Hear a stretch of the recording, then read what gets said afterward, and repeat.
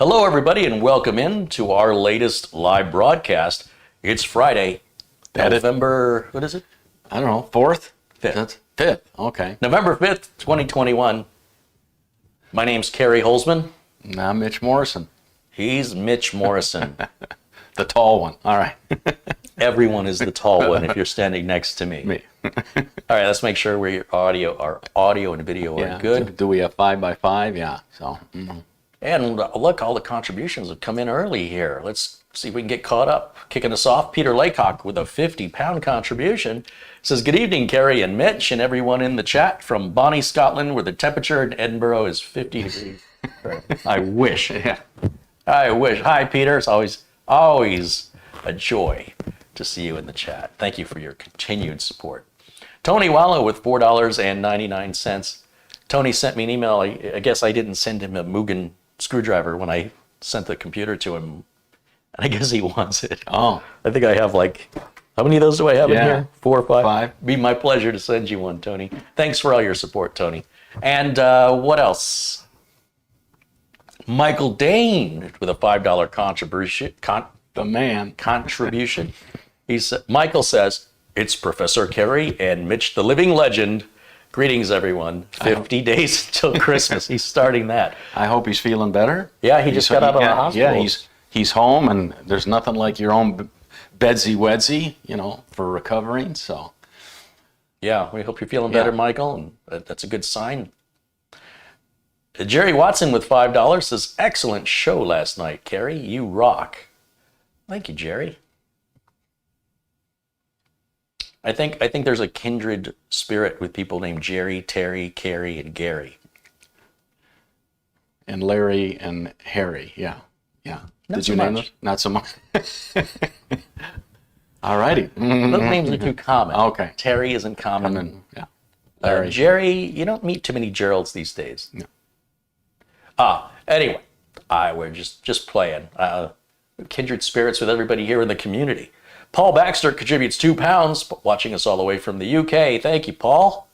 And Robert Kachna with €5 says, hello, Carey and Mitch from Slovenia. Wow. Can you imagine? Jeez. Turn the camera on, we're already in Slovenia. I'll bet it's pretty cool there.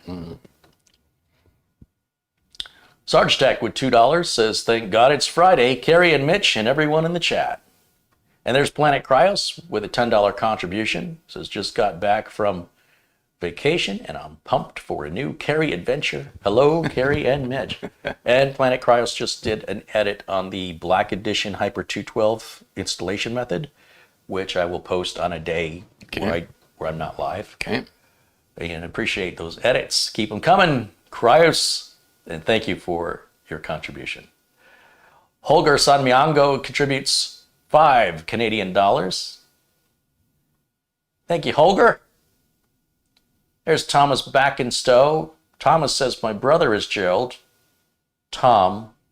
His name is Tom, so it's Tom and Jerry. Okay. I see what he did there.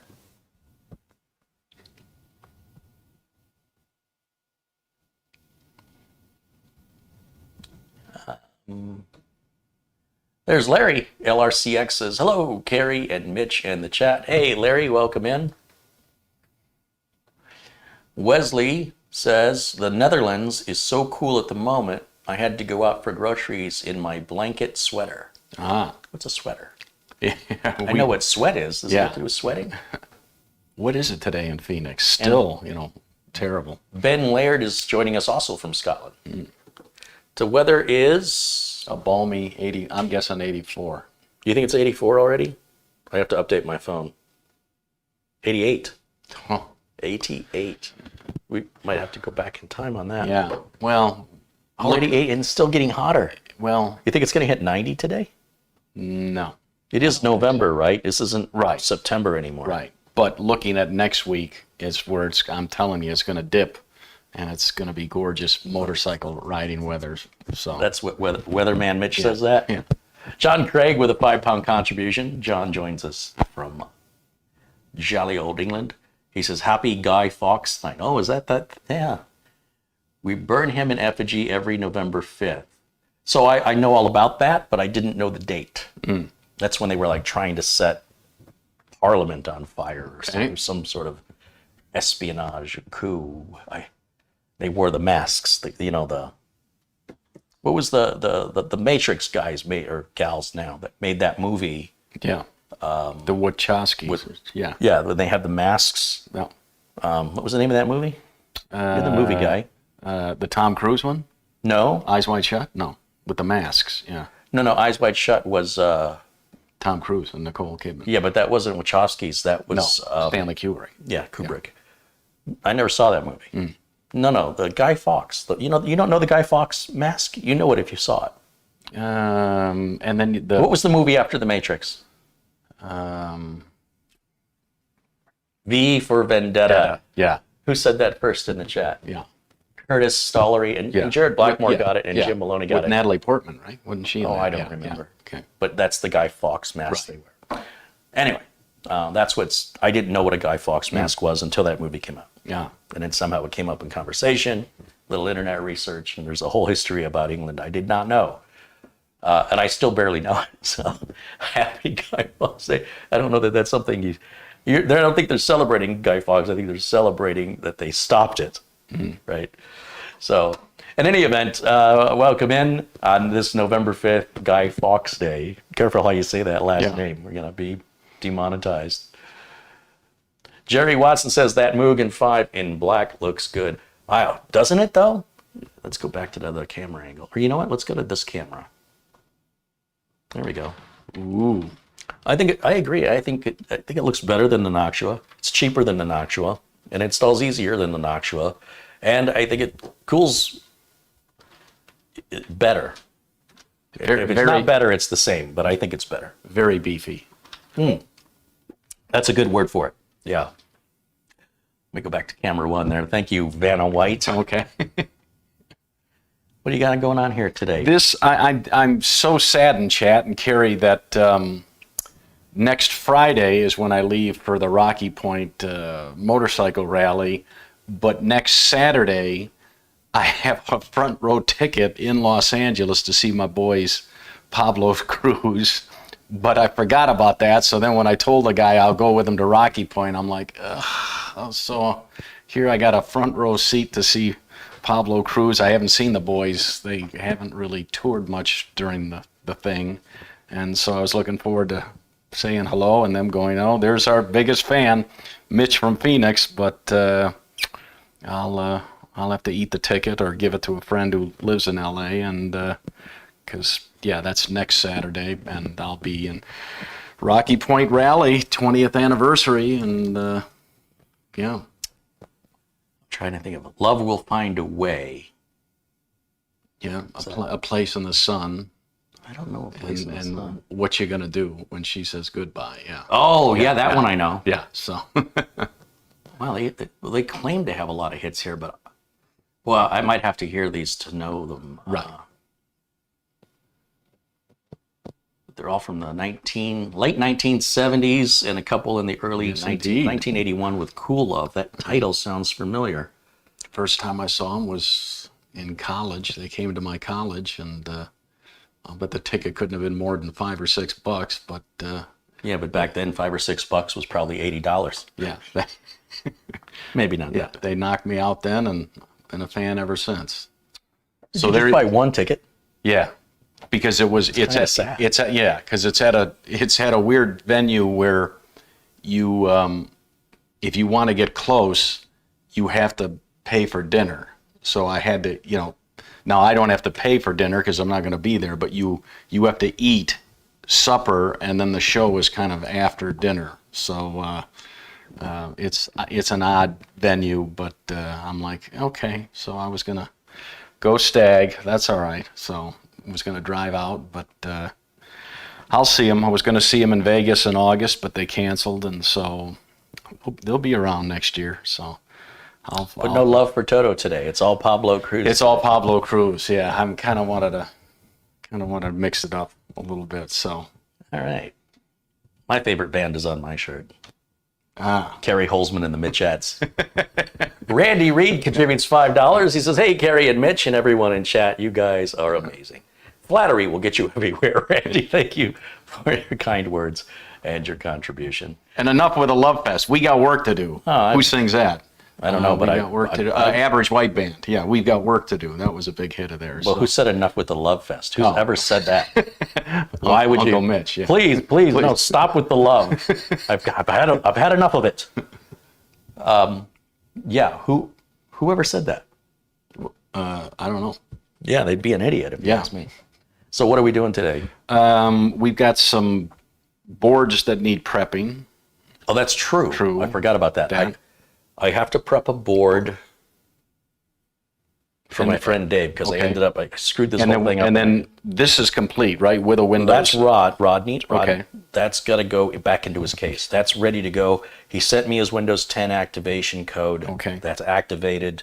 So, Still have a little minor tweaking to do, but as far as the board is prepped, it's ready to be installed, and we know that we don't have all the standoffs and screws, and I'm hoping my spare standoffs and screws from the 200R are the same that Corsair's using in the 4000D. I suspect they are. So did you want to set this aside and prep a board, or what are your thoughts here? I don't know. What's the audience? Try not to think so hard. You'll hurt yourself. All right. Smoke coming out of my head. Yeah.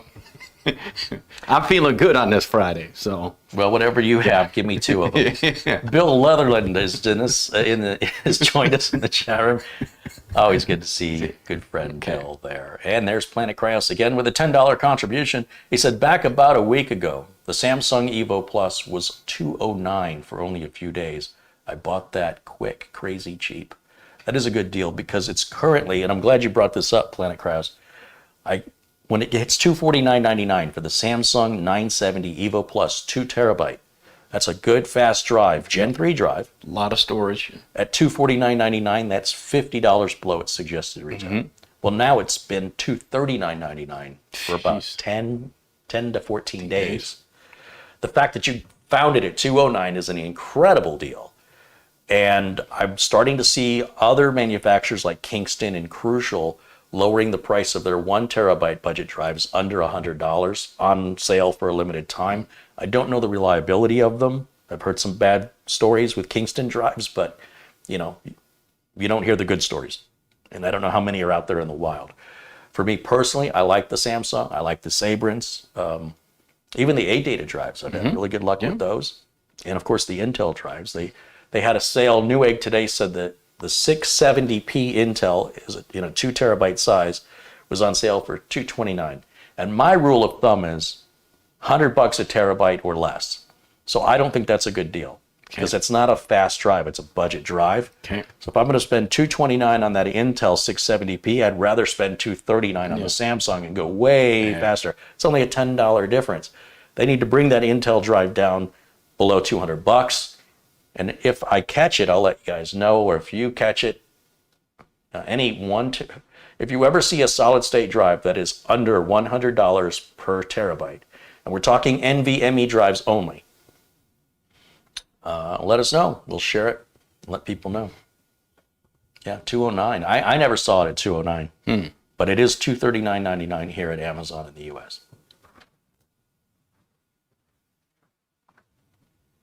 James Casey says, Carey, will you build me a cheap PC? I don't build cheap PCs. You're asking the wrong guy. Yeah. It's like going up to a Rolls-Royce dealer and saying, can you sell me a cheap car? I build reasonably priced computers. I don't recommend the super high-end stuff, and I don't recommend the bottom-of-the-barrel stuff, because both of those are just asking for problems. But right down the middle, you can do it yourself for about $600. For me to do it for $600, remember, there's sales tax, there's shipping, and you're probably looking with tax and shipping around $800. So you can save $200 to just watch my videos and do it yourself, but about $800 is pretty much as low as they go, and that would probably be the best PC you've ever had. And that ought to get you 8 years. So yes, yeah, $100 a year for 8 years. That's a bargain. Or you can buy a $300 computer from somewhere else and just replace it every 2 years. Yeah. And you'll spend more money. Do the math. But asking me to build a cheap PC, you're asking the wrong guy. But we can certainly build you a good budget PC.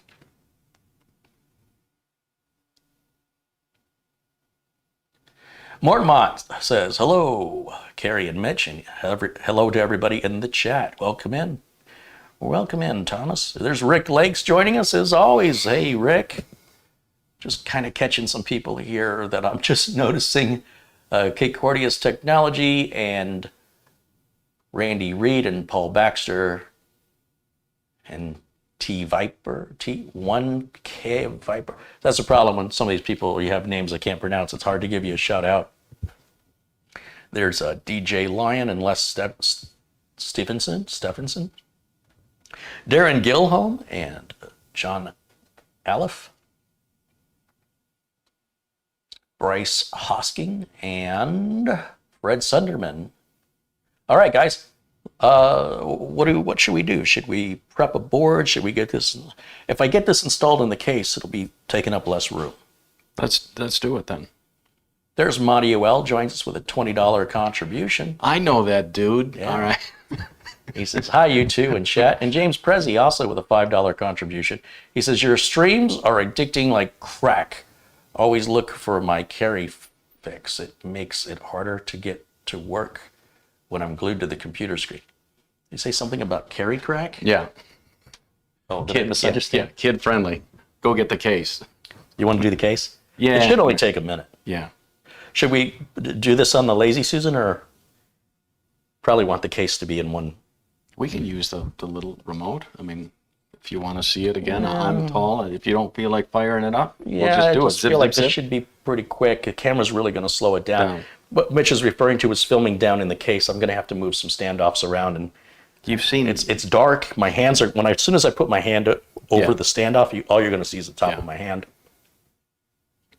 And there's plenty of videos where we got close. Planet Cryos wants a thumbnail of me mooning. That's on OnlyFans. It's going to cost you $20. All right, so here's what we're going to do. Okay. So the owner that sent this in apparently did get an approval to send the other board back to Amazon. Oh, nice. So what I think I'm going to do, because he didn't send me all the stuff, so I think, where am I? So I think what I'm going to do is I'll take the motherboard box that I just took the new board out of and just leave everything in it. And then I'll put his bad board in there. So the serial number won't match what's on the box, but I don't think Amazon's going to care. That way he doesn't have to pay to send back the manual and disc and whatever else, SATA cables. And then I can just put that back in the box. I should be able to take it to a local UPS store. I shouldn't even have to package it. Like UPS should package it and label it. And we're hoping that'll work okay, and then he'll get a credit to his account on Amazon. So we're going to try that and see if that works. So I've got his board. You know, I even put it right back in the same anti-static bag, and I put the little CPU cover on there that actually says it's for socket 1200. Even though a socket 1100 series cover will fit, this looks exactly like it should. You understand what I'm saying? Because he didn't send this. Right. Right.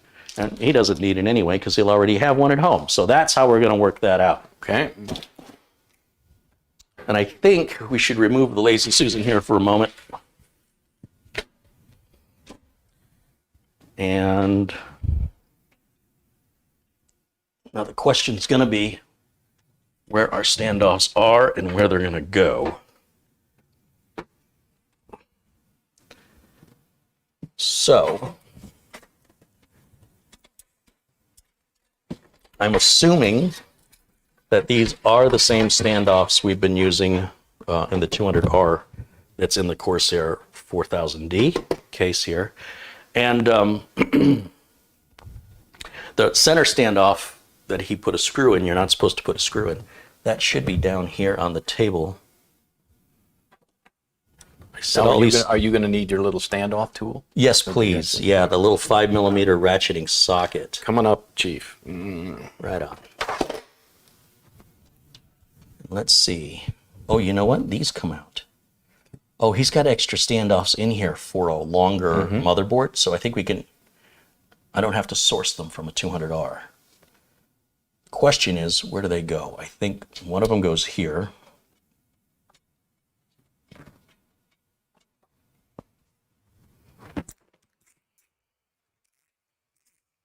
So again, this is the part we were talking about, but the problem is Mitch it makes a great cameraman because of how tall he is. But the lighting here, first of all, not good inside of any computer case.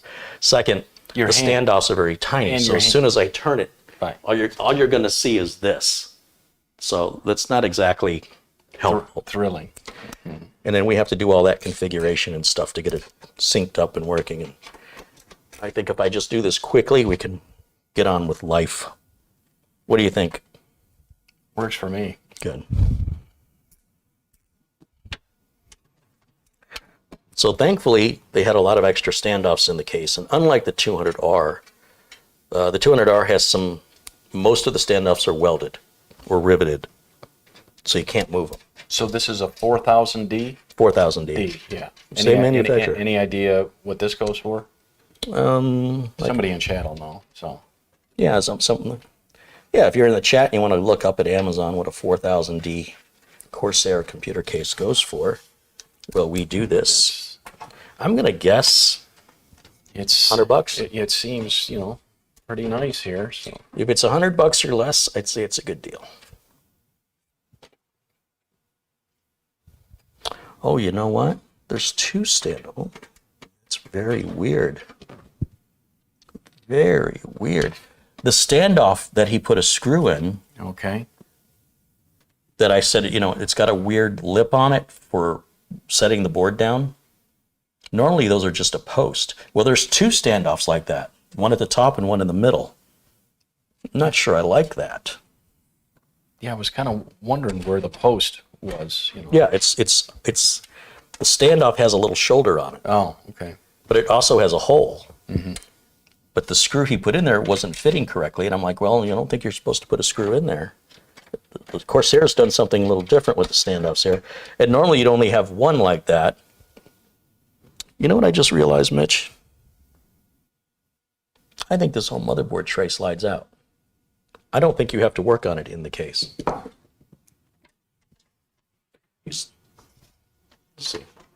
Let's see.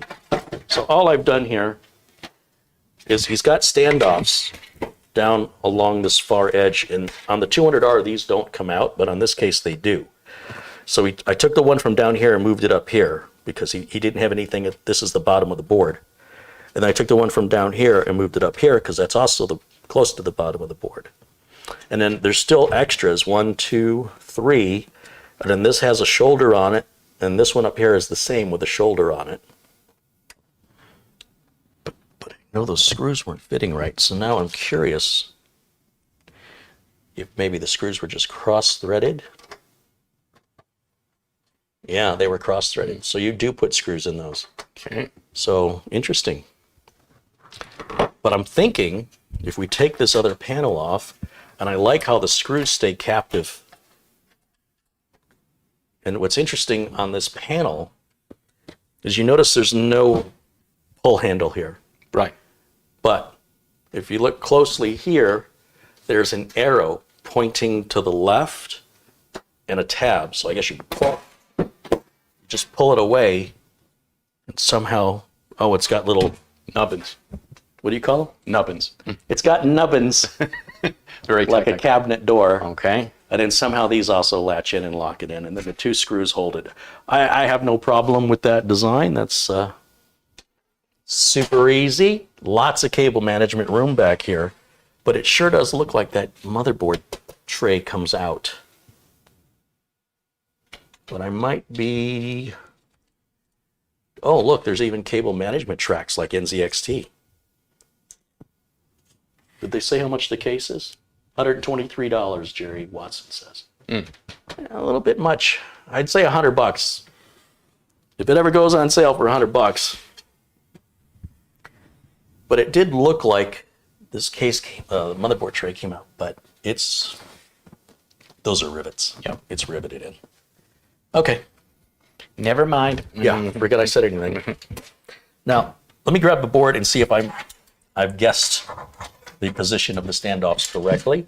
So I do what I refer to as a dry fit, meaning I'm going to set the board down inside of the case and look through the mounting holes. I know I've got 1, 2, 3 standoffs closest to the edge, 1, 2, 3 going up the middle, and then just 2 on the far side. So that's a total of 8. And I need to check how many mounting holes the board has. So we look at the board, we've got 1, 2, 3. Wait a minute. 1, 2, 3 along this edge. And then we've got, where's the middle? Right over here. This is considered the middle right here. So 1, 2, and 3, and then 1, 2, and then nothing down there. So I've got the right number of standoffs. Now we just have to make sure they're in the right position. And I've got to watch that grounding strap. Remember the way this came in, the grounding strap was blocking the port, and it makes it harder to sit the motherboard down too. And I'll get my glasses. And if I lift up on the board, it should sit right onto that shoulder of that standoff right there, which it just did. And now I'll grab my screw. Oh, this isn't as magnetized as I hoped. Take the Milwaukee. All right. Make sure I'm using the coarse threaded screw. On clutch 3. Wait a minute. Okay. Did I put that? Uh-oh. Uh-oh. I think I have a standoff in the wrong position.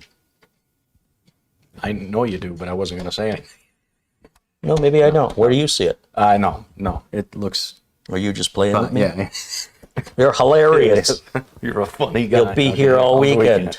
Try the veal. All right. Yeah. Yeah, that one, a little cross-threaded there.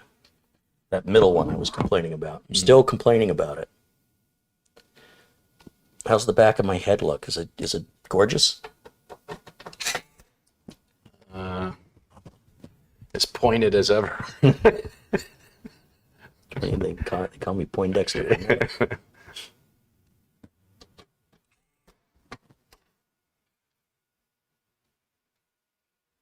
Now I know these motherboard screws are the same on the 200R. That's why I think the standoffs are the same. So I actually have 2 separate piles of motherboard screws. I'm mixing them. I'm just grabbing whatever ones I grab, and if I come up short, I've got extras. Because that's coming out of somebody else's build. But I don't think anybody cares. That's if you come out short. Oh, he's got to go with the short check. Height jokes again. All right. Is that all of them? Is that all 8? No, there's 2 more. I saved the fun ones for last. So Funyuns? Remember those? Oh, you know what Funyuns. else I just did? Oh. I don't know if I'm going to be able to hook that 8-pin power connector with this big scythe in the way. You can with a forceps. Dr. Carey. Or I could just pull the heatsink off. Don't do that. Yeah, that's no big deal. It's 1 fan and 2 screws. Wow, that went on super easy. 1, 2, 3, 4, 5, 6, 7, 8. I'm going to just go around one more time, make sure they're all at the clutch setting of the electric driver. There's 1, 2, 3, 4, 5, 6, 7, 8. And I'll throw the big motherboard power connector on here right now while it's down on the ground. A lot of times when I show this to you guys, if I do it when the case is upright, it makes for much better footage, but it's harder to do it that way. And I think the screw I dropped is still in here somewhere. Remember when you handed me the...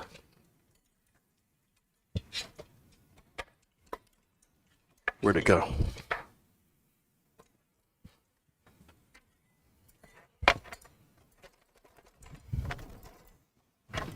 Where did it go?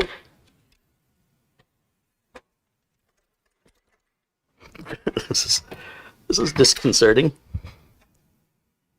Let me get some of this out of the way. I don't care about this screw. I have lots of them. I just don't want the piece of metal floating around in there. It could short something out, especially in shipping. And it shouldn't be really lodged in there.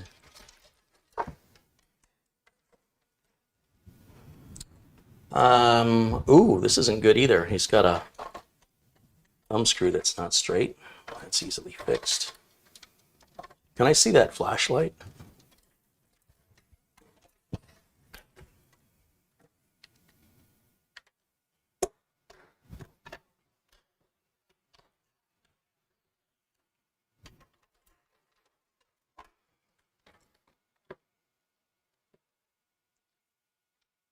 I always knew you had a screw loose. Looks okay. That thumb screw is sideways for some reason.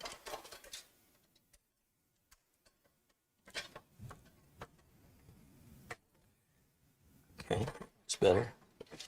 Yeah, so where did my loose screw go? That's the question. And that's a good reason for turning that power supply back around, because I could have, if the power supply was left in its original orientation with the fan facing up, if the screw falls down inside of there, that's all high voltage in there. So with the power supply in the proper orientation, or the preferred orientation, the only place the screw can go is going to be, down into the case, and it's not going to short out against anything unless in shipping it gets up behind the board. So I don't know where the screw went unless it already fell out. It's troubling.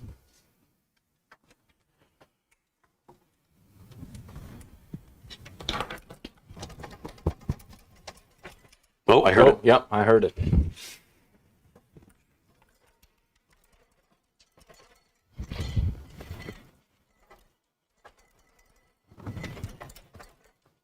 Where is it?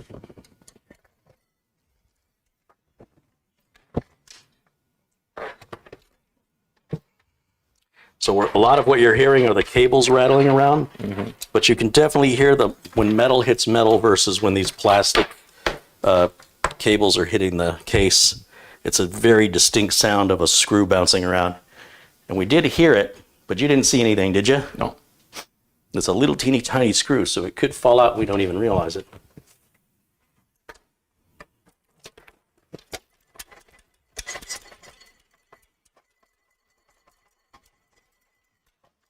I don't think it's in there anymore. No. I think it might have bounced out.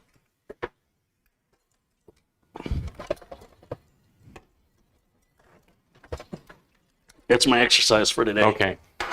Holy cow, I'm starting to sweat. The computer shake. All right. I got the computer shakes. Shakes. Okay. I hope I got it out.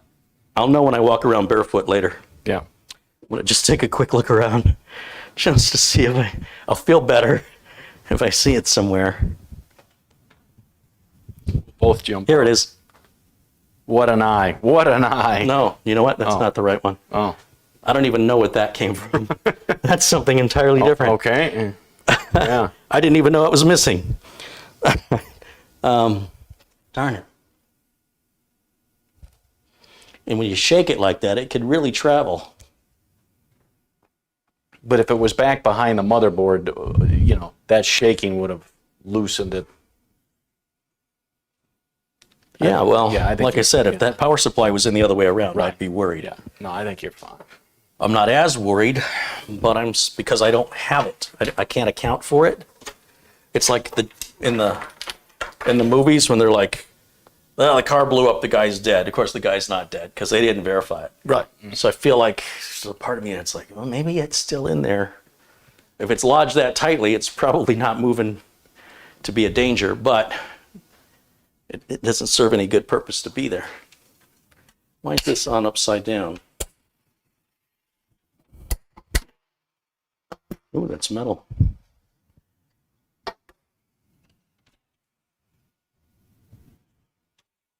Nothing in there.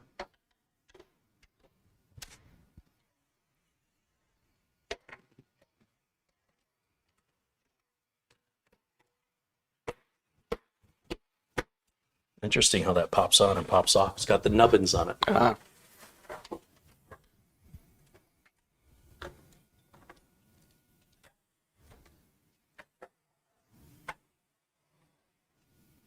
Okay. Well, I think I don't think there's any place else for that screw to hide.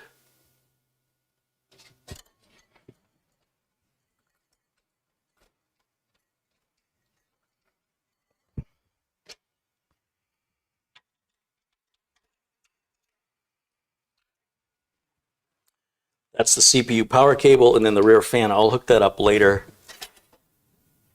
And I'm going to go ahead and set this aside. Okay. I think we're good.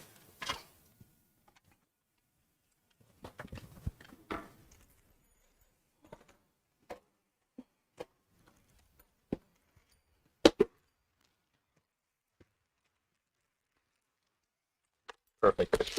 Thank you. I like to keep everything together so it's Mitch is getting my understanding my organization process. Now it's prep board time. Defined pile. Yeah. Yeah, we'll prep a board now. Okay. Looks like I might have missed some contributions, so let me just double check. I worked up a sweat. Yeah, you're puffing like a chimney. All right. Nikolay Lukyanov contributes 50 Mexican pesos. Thank you, Nikolay. That doesn't sound like a Mexican name, does it? Selden Bell is joining us. Selden's the one who made that animated GIF of the logo spinning on the NZXT Z63 cooler. On the cube.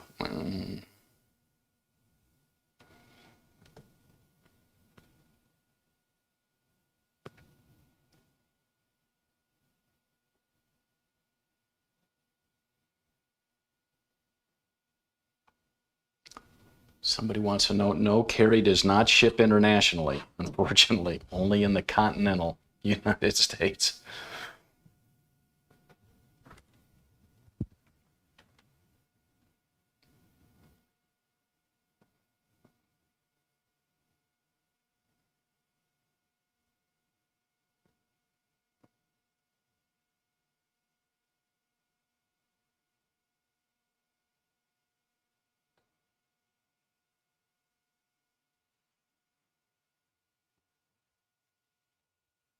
I'm just looking up here through the chat. Some people are talking about stuff I have no idea what they're talking about.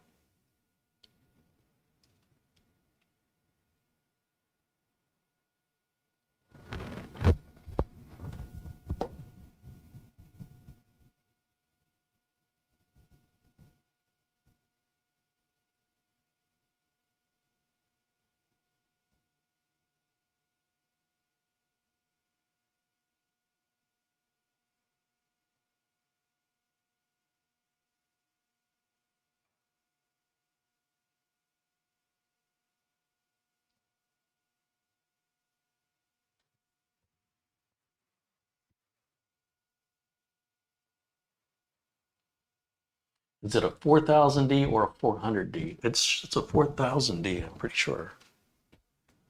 I have the box. Yeah, it's 4000.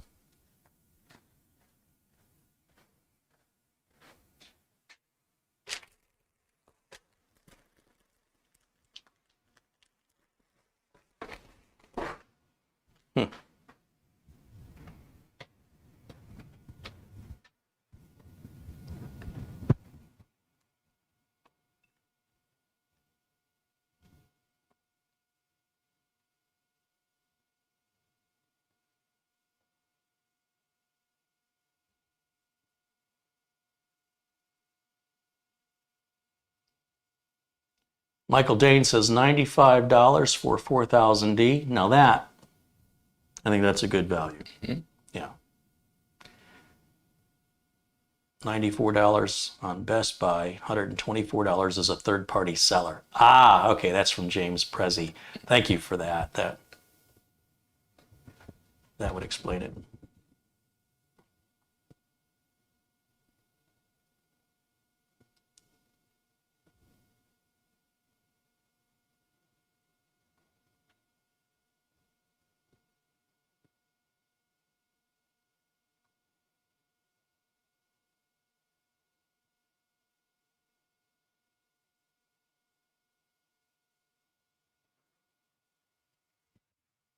And Martmont's posted a link there to the Scythe Mugen 5.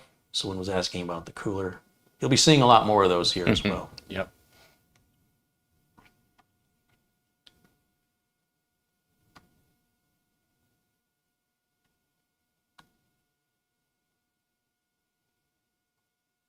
Make Mitch walk around barefoot. That'll find the screw. With all 12 of my toes? Oh, definitely.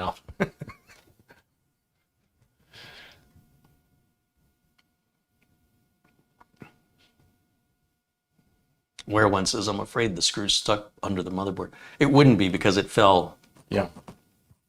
down next to the power supply. So my initial movement was left and right when I was trying to get it out. And then when nothing moved, then I flipped it upside down. It'd be almost impossible for that to get under the board. If the screw was under the board as I was tightening it, that'd be a different story. But it clearly fell down, and I didn't move the case until I secured the board for that reason. So wherever that screw went, it was going to stay. And I was starting at the bottom of the board, and the screw went down away from it. So I know it's not behind the motherboard. But it may have come out while we were shaking it, or it may still be in there. But I'm not going to spend 20 minutes on live video doing that. I can look at it later tonight. I will find it. With a big magnet. I will find it one way or another.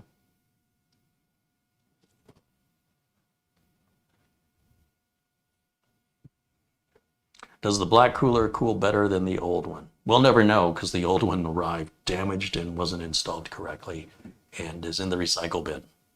But I'm going to guess yes. The Cooler Master Hyper 212 isn't a bad cooler, but it's definitely not as good as a Mugen 5.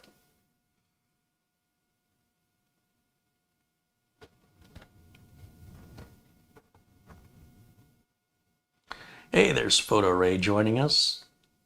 Mitch, any update on your airbag jacket? I called the company and they said, here's what we'll do. You ordered it 2 months ago, so let us refund your money, and then we will call or email you when they come in shipment, when the shipment comes in. So I said, that's fine. And so that they refunded my money, and there you go. It's disappointing because I really would have liked to have worn it here next Friday, driving the 4.5 hours from Phoenix down to Rocky Point with my buddy. It would have been nice to have the vest, but I have a kind of I think it's a 25-liter Kriega. It's a motorcycle backpack, really, and I'll wear that, so that'll give me some protection, clothing in it and stuff for the 3 or 4 days that I'm down there. So, but looking forward to it. This is, they did not hold it last year, so this is the 20th anniversary. So I'm expecting 8, 9, 10,000 motorcycles down there. So I'm not big on crowds, but it'll be fun. The weather will be gorgeous. Hopefully it will not rain, and there you go. Yeah. Another trip while I figure out where I'm going to go next year. I would like to do the Route 66. I would not start in Santa Monica. I would start in Phoenix and take it, all the way. It starts and stops, but I would love to take it all the way up to Chicago. And then I've got a sister who lives in Chicago, but that's a lot of time on a motorcycle, and freeway driving is boring. Even though I have cruise control, it's still, and music in my helmet, it's still just boring. You set it and you're just going along, and I prefer 2-lane roads or the long way round if it's scenic. So we'll see. Would like to do again what I talked about a couple of months ago, go Phoenix to Frisco. I've never been up to Portland, never been to Seattle, and then if I'm going to be all the way up in Seattle, you might as well go to Vancouver. So that's something I'm considering, say the end of May next year, taking the bike. Because really, Chad, I'm only going to ride next year, and then in 2023, I think I will sell the bike back to the guy that sold it to me because I'll be pretty old then, and you got to know when to say when. So You say that now. yeah, I am enjoying myself. I really like it, and I'm very careful and take my time and know my surroundings. And I got to admit, I am liking it. But So I'm trying to piece together what I'm going to do here. okay, you got chips there, storage there, got a board. So I want to build an inexpensive system for a friend of mine Okay, that lives out in Las Vegas, and I thought I had it built, but I built it wrong. I was building it for somebody else, and I had to take it back apart. okay, So I'm starting over again with my friend who's been very patient. So this is the MSI Mag B365M. It's a micro ATX board. It's like $70. That's a board that was returned, and we tested it here already, and it tested just fine. So I've got some spare CPUs here, 9th gen. I think will work well. I don't know what cooler we'll use. I might just put a Mugen on there. You know, I want this to be a good system. I don't want to just send my friend something cheap, but I don't want to spend a lot of money. I don't want to. you did the move. He's trusting me, right? He's going to pay me for it, but I'm going to try and do it as inexpensively for him. He's not really demanding. You did the Mugen yesterday. I'd kind of like to try putting one on myself just to see how easy it is. Yeah, well, I've got you know, plenty of them. In fact, I'd ordered 5 of them, and I'm glad I did. I should probably order 5 more while they're still in stock, and before they, or if they might change their design the way Noctua did for socket 700 Right. compatibility. I hope Mugen doesn't go down that path. So let's save my friend some money here and make sure we have everything, documentation, cables. What is in this bag? You need the little Badge. you need the little standoff. Is there? No, There's not. no, there isn't any. All right. Like put the bag in there. No, just go ahead and close the box. We'll put the board on the box as usual. It's a very attractive board, and what's funny is it has RGB support on the board, but no RGB on the board. Okay. Isn't that weird? So you can plug RGB headers into it for fans and other things, but the board itself, no RGB. I think it's an attractive board. It's very, very budget oriented. So if you don't need a whole ton of USB ports or outputs for video, it's only got one video out, so you're not going to be able to hook up 2 monitors. And you'd have to plug a video card in if you wanted to hook up 2 monitors. A more expensive board may give you multiple video outs coming off of the integrated graphics of an Intel chip. I think my friend is, I know he's only using 1 monitor. I don't think there was any discussion of ever going to 2.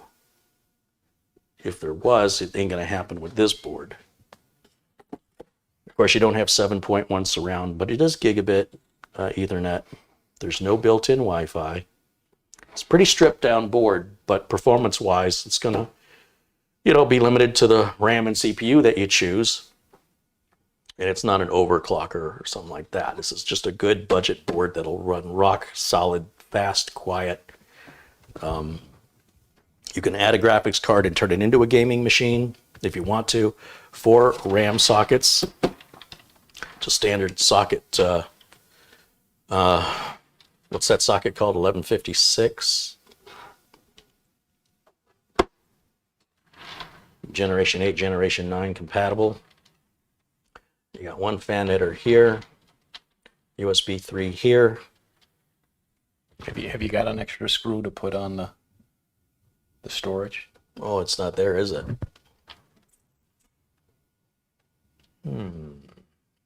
It's not. Oh no, this is interesting. What is this?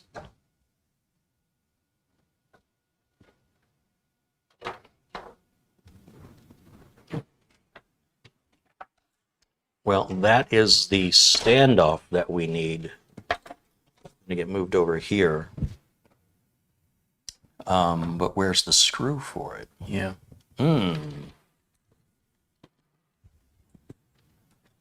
That's a good question. Is it in the box and we just missed it?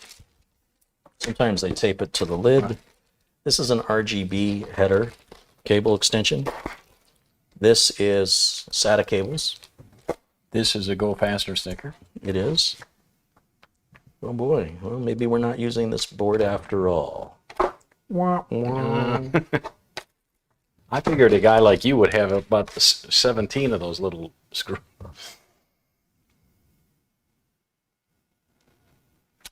I like what it says on the bottom of the board. This side up? No. All right. Case standoff, keep out zone. Ah. Clever. Wonder if anybody ever knew it was there. Huh. I mean, I might have an M.2 screw that's going to work. So how many fan headers? 1, 2. There's only 2 fan headers on the board.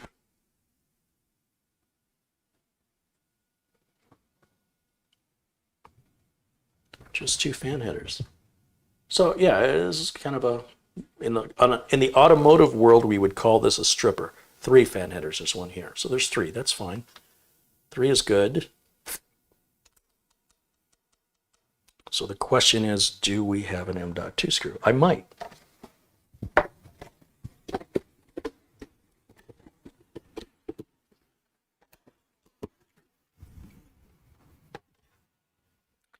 Every time we try and save money, we add a lot more time to the build. Have you noticed that? Yeah.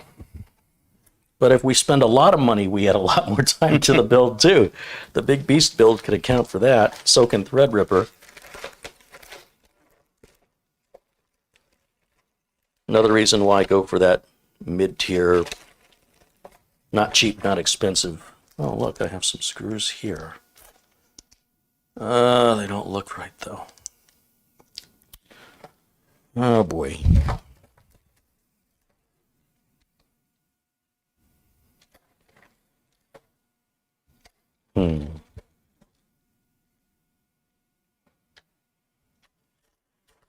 I should probably go on Amazon and find some M.2 screws, but they use 2 or 3 different styles.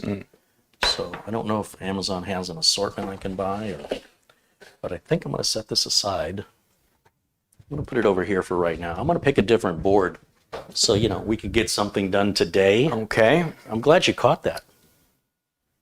That's why I get the big money. That's it. I get you a giant sized check. That Power big said money. Nutty took the screw. Yay! Darn you, Nutty. Darn you, Nutty. Nutty strikes again. I've got plenty of other boards to pick from. Some are partially prepped. Okay.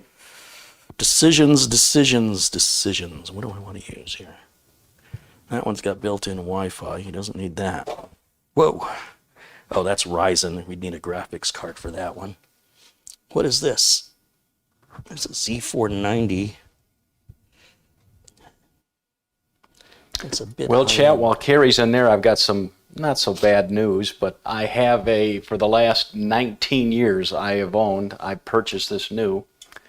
Back in 2003, I have a Saturn Ion with... Hey, Mitch, I wouldn't brag about that. Yeah, with 218,000 miles on it that looks like it literally just came off the showroom.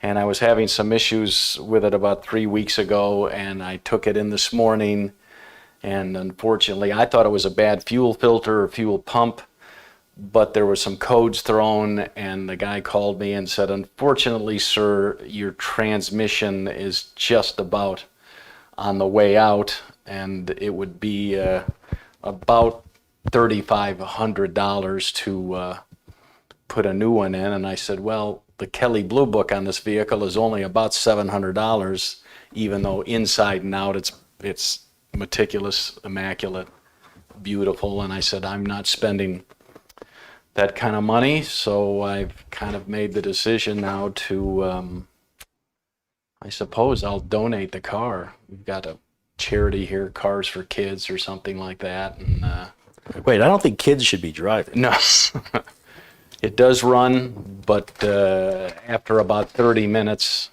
it gets a little twitchy, and so I was able to drive it home from the auto shop because it's only a mile away. But yeah, I'm gonna miss that car. Just best 18,000 bucks I ever spent back there in 2003, and It was a great second car. I liked it, but I'll have to stick with my Subaru Forester and my motorcycle for now. And I like having two cars, but now that I got the motorcycle, that helps. And so, yeah, I guess I'll donate it and get the tax write-off. So sad. I love that little car. Get a lot of looks from it. It's people always were coming up, brand new car. I'm like, no, this car's 19 years old, and they're like, you must have never driven it. I'm like, I got 218,000 miles on it. It's just I took care of it, did everything per the manual, all the oil changes, drained the transmission at 100,000 miles, drained it at 200,000 miles, but there you go. So, yeah, nice two-door car with kind of these, what they used to call suicide doors on them. Very cute. And, yeah, have to say goodbye. Gonna miss it. Did a lot of running around LA with that vehicle, so. And I'm disappointed because I just literally 2 or 3 months ago got my personalized license plate, because it's bright red, got my personalized license plate Toto 4. So I'll of course keep the plate for now, but take it off when they take the car away, and I guess, save the plate for the next vehicle I get. So you found one. Well, this is the ASRock, the H370 Performance. This is $100. Okay. It's a hell of a deal. Got a chip and a storage on it. Yeah, can you read what chip is on there? Yeah. Do we have M.2 screws in there too? Uh, Oh, well, there's already an M.2 drive in it, Yeah. so there must be. Core i7. Looks to me like that says 9700K. Where's your magnifying glass? Yeah. Well, there's not much difference between a 9700K and an 8700. I think save my friends some money here. And we'll change the 512 gig NVMe to a 1 terabyte Intel. And we'll change the 9700K to an 8700, and that'll offset the cost differential, I think. You're taking my word for it? You're not going to double check? No, I could see it from here. Oh. It's amazing what glasses can do. Intel 8700. That's it right there. Mark says if the rest of the car is good, fix it. Well, again, where am I going to The find? conversation we had. Yeah, where am I going to find a transmission? You're never going to. They no longer rebuild transmissions, let alone a 20-year or a 19-year-old vehicle. So I would have to find one in a junkyard. Well, I mean, you could get it rebuilt, but Yeah. I don't know how smart that would be. Would be so. Um, I can take the storage out. yeah. Let me have you remove that. And if you want, you can put the new storage in while I am okay. fussing about over here trying to get things organized and figure out what we're doing.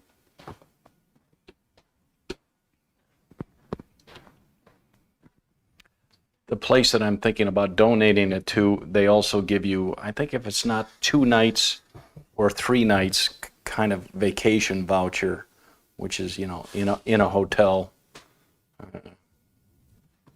So that would be something I could use in Tucson or something like that, as well as getting the tax write-off. So runs fine. No, doesn't smoke.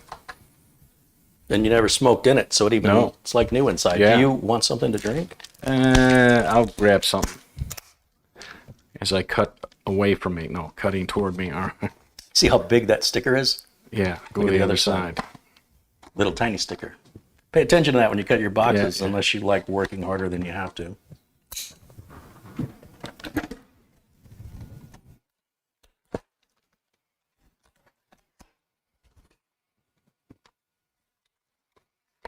So again, if I could find that transmission for $1,000 and maybe pay a guy $1,000 to put it in for $2,000, but not $3,500, I said no, $3,500. That's a Les thinks you should take a picture of it and have somebody take a picture of you beside it and let it go. Say goodbye. yeah. Boy, Chad, if the Did you figure out the Subaru Forester's starting problem? I never did. I ran a tank of premium along with what's the stuff you dump? Tecron? Yeah, you dump in the tank. Tecron. Fuel injecting cleaner, and did that and never had the issue. Sorry, that's a brand name of a fuel injector. Oh. From Chevron. Everyone's seen this a million times. Nachi. John wants to know, on the board being returned to Amazon, do you need to return the I/O shield too? Yes, you have to return everything you purchased, but remember, all that's still in the new motherboard box that we're using. And then we'll just all we're doing is taking the board out of a brand new box and putting the used board into the brand new box with all the accessories still sealed in packages. So yeah, you must, anytime you return any product at any time, you must return it. If you bought a 100-piece puzzle and you didn't like it and you wanted to return it with 98 pieces, they're not going to take it back. So you purchased all of it. You didn't purchase 3/4 of it. So you must return all of it. Yes. What are your DDR3? What are your thoughts of RAM? Well, this isn't DDR3. No, I'm just testing. What type were you going to put in there? You got 16 gigs? Nice. Yeah, well, 16 or 32. I got some RAM for that. I'm just kind of looking through the chat to see what I've been missing. Carey, did you ever locate your testing graphics card? I think it's in the Big Beast build, which is covered up in a back room. So it's a real hassle for me to get it out and check, but I'm pretty sure we used it in Big Beast, and I'm sure it's sitting inside. Yeah. We'll find out when we get back to that. But I was pulling my hair out trying to find it. I know I've got it. I didn't use it in anything, to sell. But it finally occurred to me that, yeah, it's in Big Beast. I'm sure it's where it's at. I just noticed this has 2 USB 3.0 headers. That's a nice touch, especially for just a $100 motherboard.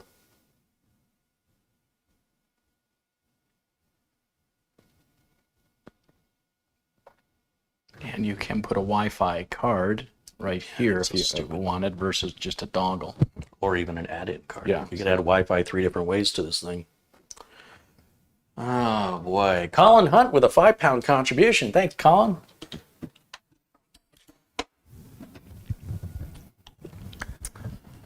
You want to do the Mugen? It's your call. Yeah, I'd say let's do it. Let me just put this drive somewhere where we can use it in the future. And let me grab another one of these Mugen 5s. So I bought 5 of them, and I'm going to be down to 3 in one day. That's how fast I go through these things. Oh, boy. DJ Lyon with $10 Australian says, I built my first PC in January. One day I hope I can get Carey on video chat to critique it live on his channel. P.S. I'm in Australia and Wollongong. That's a fun word. Wollongong. Johnny Weld says, rest in peace, Saturn. Part of me says, if I was making a low-budget film, it'd be perfect for a car crash, because what do I care? Oh, But yeah, you better make sure you have a lot of cameras. Yeah, so You only get to do it once. But, but over a cliff or something, something like that would be. I wonder, like you could put that car in a museum, no one would ever know it has a transmission problem. It's in that good of shape. I wonder if a museum would want it. Yeah. Take it as a tax deduction. General Motors, yeah, put it in there. Well, there's a museum in Michigan, in Kalamazoo. It's just outside of Kalamazoo. It's like the world's largest auto collection of American cars. What's it called? Didn't you say they got about 400 in there? Yeah, I think over 400. Car Museum, Kalamazoo. Gilmore. Yeah, the Gilmore Car Museum. It is huge. So what is that? GilmoreCarMuseum.org is the website. And you kind of, take a quick glance at it and you go, that's all a bunch of old stuff. But you start digging into the pictures and you're, 435 unique vehicles. Okay. 90 acres of property. Yeah. 190,000 square feet of exhibit space. And these cars look better than new. Yeah. Like they're that meticulously restored. And I would wonder if they might want that, only because it needs so little work. Right. And they would have the skills and talent to fix that transmission. Yeah. Yeah, GilmoreCarMuseum.org. Kenny says the audio sounds good today. Good. We did some. Knock on wood that it stayed that way. We did some putzing. So new in a box. Is it a drive-in car museum? It is not. No, you get out and you walk. Yeah. It's a lot of walking. Kenny says, just get the transmission rebuilt, Mitch. The rest of the car's still in good condition. Yeah. Yeah, and then you hope they do it right. Right. After spending all that scratch. Captain Linsky says, yes, stellar audio quality. I don't know what we did. Something changed that I had I don't know why, but we noticed when we started getting things ready for today's show. It was hot. The audio was way high, whereas before I had it cranked all the way up and we were barely getting enough volume. And I haven't made any changes. Nothing has changed other than when you guys saw me change the cable. So from yesterday's show to today's show, I don't know what's causing that. I might have a capture card that's starting to fail. I mean, let's face it, I tortured the capture card. Yeah. And I did buy a new one, and I haven't installed it yet. So I'm going with a different model. In fact, I'll show it to you guys. It just arrived yesterday. 4 ports, right, for 4K? Yeah, four, yeah. And it's much cheaper than these capture cards I'm using. These capture cards in here are 4 HDMI ports, 1080. It's $899. It's made by Magewell. Okay. The CamLink Pro is like $385. And it's also supposed to have 4 ports, but they'll be at 1080 or 1440 or 4K. Okay. I think like it'll do all that at 30 frames a second. So it's, I haven't even opened it. Tape is still sealed. So that's when I have some time, we'll play with that. And I'm not looking forward to seeing you in 4K, but that's my opinion. yeah, me neither. Yeah. Boy, the weight. Quite surprising. Jeez, you could really flex. All right, this has never been open, right, boss? Yeah. No, it's never been open. It's brand new. Now? Yeah, open it up. I'm just going to look and see if we missed any contributions or anything in the email. Oh, Jerry sent me a link to some M.2 SSD mounting screws. Just set that anywhere, Mitch. Butterfingers? Okay.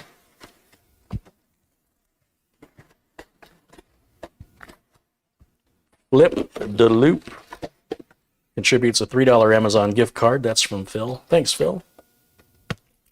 And he says, here's a little something to do my part. Keep up the great work. That's $10 from Pipo26 in the chat room. Okay. $50 just came in from Luke Greenia. Look at that. Thank you, Luke. We can eat tonight. Beans. All right. Jared Blackmore sent $12.93 via PayPal. Nice heavy fan. Yeah. And New Wave Toys is reminding me, if you want the Miniature Missile Command arcade game, you have 5 hours left in the pre-sale. It's a limited edition, and when they're sold out, they're sold out. $140 each. I was never a big Missile Command fan, so I might just skip that one. Just like yesterday, Carey showed everyone. They've got their logo on it. Very nice screwdriver. Planet Cryos contributes $5. Says, let's do a live stream in 480 for a few minutes, or even 360. Well, you can just adjust your little gear and replicate that all day. We don't have to make that change on our end. Okay. First things first, the back plate. So I guess I can set this aside, right? Because you got to have a back plate. So we have our directions here. And here's all our goodies here. There is AMD in here, or no? There is. Didn't you point out yesterday that some of this is AMD, or is this all straight Intel only? It's Intel and AMD, as the Mugen has always, nothing's changed as far as that goes. But there's no socket 1700 compatibility. Metal, thin, and post pre-attached, making it very nice. And then, you've got your notches here and here. So can I lift the board and put that, or am I getting ahead of myself? No, go ahead. I'm gonna just stay hands off here. And giggle and chuckle. All right, let's see. That's a good place to hold it, right? Just like you were doing. Right there's good. Great, excellent place to not worry about touching any of the components.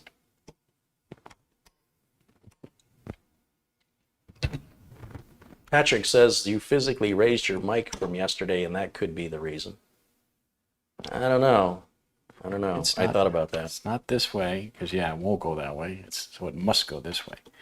Go there, you little snoots. Yeah, it's a little tight.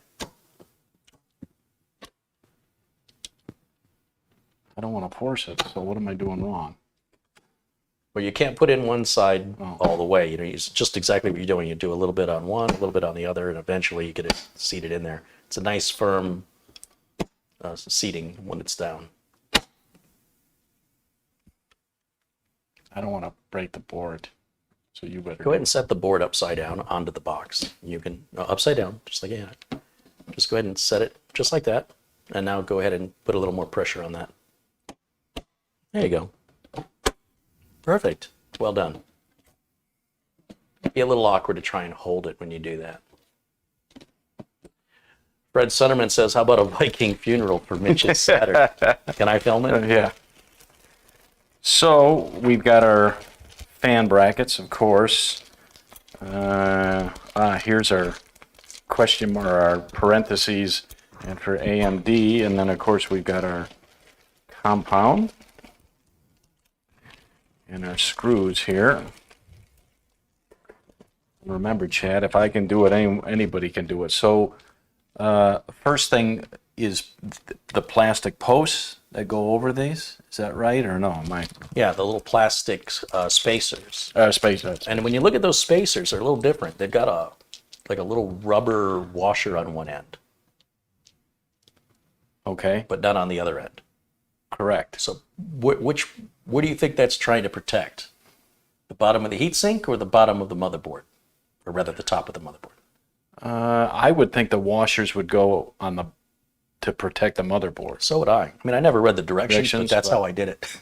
Yesterday? Yeah. And they do have a bit of resistance. You are going to have to sort of push them down, and that also makes me feel good that backplate isn't just going to fall off like it will on a Hyper 212 Evo or something. So just, watch where that rubber side is and make sure that side faces down against the board so we don't scuff up the motherboard.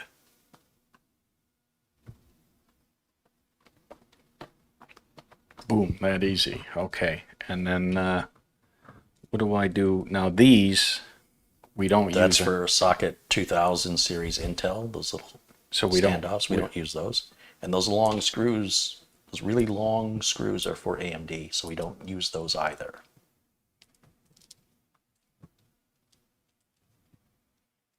So you need 4 of those little thumb screws. And the rest, everything in your left hand, we don't use.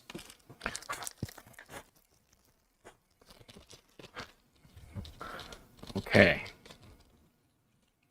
I don't know what's going on over there. Yeah.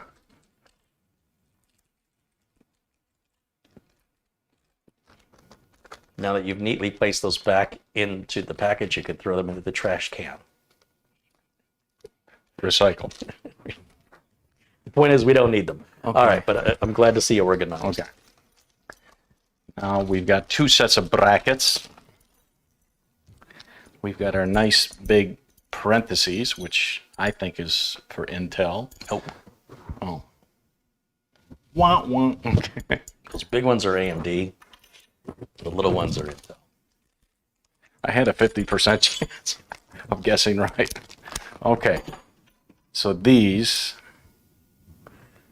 and how do they, you've got the screw in the middle, but then is it up with the divots? I'm talking very technical, or is it down? I'm going to guess it's down because it screws into that. Yeah. So looking at it, is it this way or is it this way? This way or this way? Let me think here. I got it. Form your words. The air's going this way, so the fan's going this way, and I'm going this way. All right. So it would I'm going be, to go start reading a long book. This is going to be a while. So this way.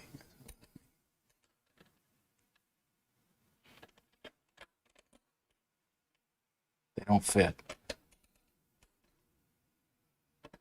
Huh.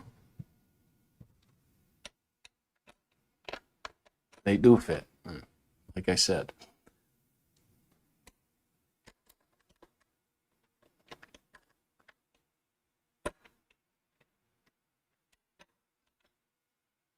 Got to be an optical illusion where the one side fit and this one doesn't. So what am I doing wrong? You can't put one side in before the other. You have to put them both in together. Oh, Just like that back plate you were struggling with, you have to try and put it all in at the same time. You have that correct. Well done. So See, then- I told you this Yeah. is why we do the rehearsals. okay. So then these go on next. Yes. You can just start them. Oh, yeah. Don't want to cross.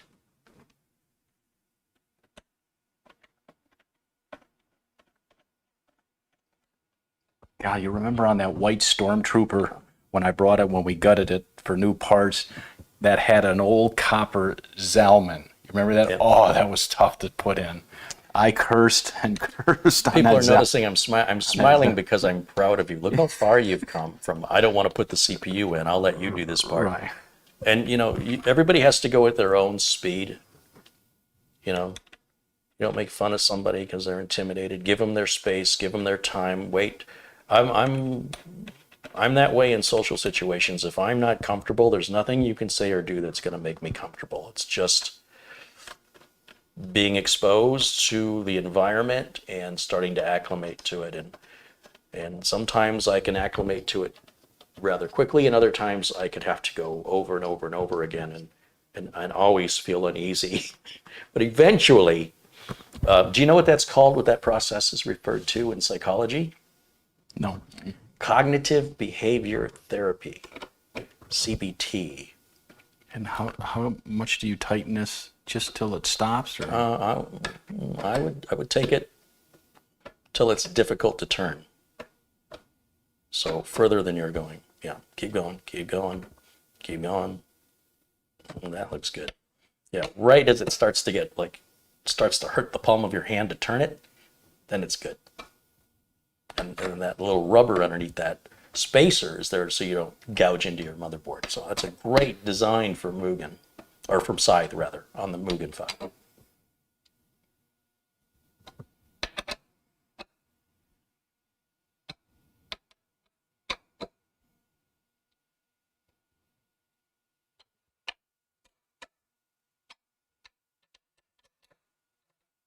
You can check my work. Give since Mitch it's a going- Scooby snack. Since it's I going. ate all the Scooby Scooby snacks. Actually, Mitch ate all my Scooby, Scooby snacks snacks. before we started. A little more. Yeah, I would go a little more. Yeah, definitely would go a little more on these. Those I think I got. No. No. Sometimes when you tighten one, the other side loosens, so that's why it's important to go back around. We just don't want them to wobble. Like yesterday when I was taking apart the system, Right. and you could see the brackets wobbling. Okay. You want to make sure they're secure. We don't want to over tighten them, although on the Mugen it's difficult to even over tighten it if you tried. At least not without breaking the screw off before damaging the motherboard.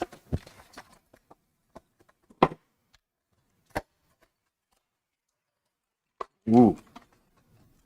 Can we get Mitch's Saturn up on the Lazy Susan? Yeah. Maybe if we put it on its hood, Yeah.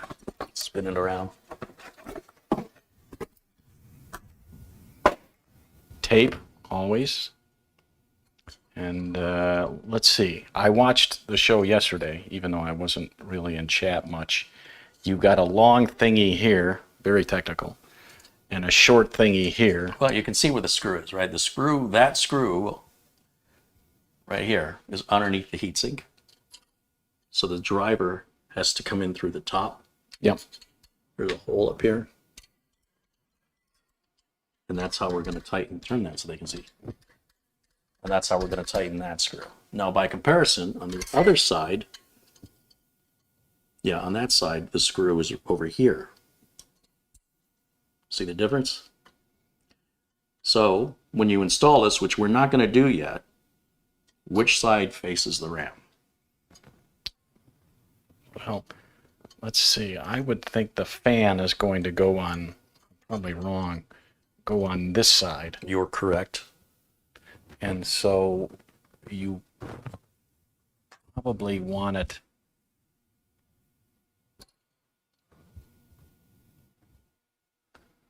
Let me think. Then it would kind of be blocking the RAM. Not like this. Or yeah, because you have a notchy. Is that right? In case you have tall RAM? Or no? Well, the notch is for tall RAM, but that would be for motherboards that had RAM on the other side. Socket 2000. So we want to go this way. Yeah. But not yet, yeah. So if you just set that down, picture this in your head, you know, without securing it or anything, just balance it on top. Does that look like it's going to interfere with your RAM? With the fan. No. Not even close. Not even close. The RAM's going to be all the way over here, Ah, okay. right? Yep. That's your closest RAM right there. And your fan is going to be all the way over here above the screw, or just in front of it. So that's how you decide your orientation.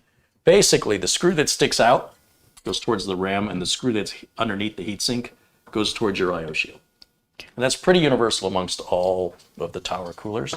Although there may be variations, generally speaking, you're going to find that to be more true than not. We're not ready for that yet. We're going to put some RAM in this. Let me think. What do we want to do first? Part of me wants to go ahead and put it in the case right now so that I have access. This is going into a 200R, and this is going to be a tight spot to get at between the I/O covers and that heatsink. Gotcha, so I think this should go in after. Okay. And this board was already test fired and already had Windows 10 installed. We know this is a working board. So if we do all that, it doesn't work. It means either I put some different RAM in it doesn't like, or we've done something wrong. So I think we should install it into the 200R. Case. Okay. You get the case. Tell you what, let's do this. I'm going to take the Lazy Susan and the board together. Because again, I don't want the case spinning while we're working on it. And I've got to find, here we go.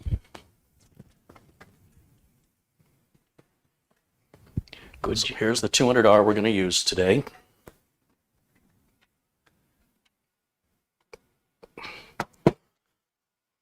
After watching me with that cooler, Chad, it's hard to believe I built four machines by myself. Not great, but I did it. Anybody can. Yeah. It's super easy. The whole point of these videos is to show just how easy it is. And if you've never done it before, just take your time. Don't rush through it. Don't be so anxious to use it that you don't even enjoy your build. That would be a shame. That would be a crime in my world. A crime and shame. All right. Crime and shame. Okay. Now, this is a full-size ATX board. Unlike those Gigabyte boards, it does have standard mounting holes. And again, 3 across the middle, 3 across the bottom, 3 across the top. And the standoffs that are already in here should already be the right position right from... Or a nice post right there. Yeah. Right from Corsair, right out of the box. So I'm going to try and put this in without... Remember about the air conditioner? Yeah. It's getting warm. A little 8-pin CPU power is annoying here.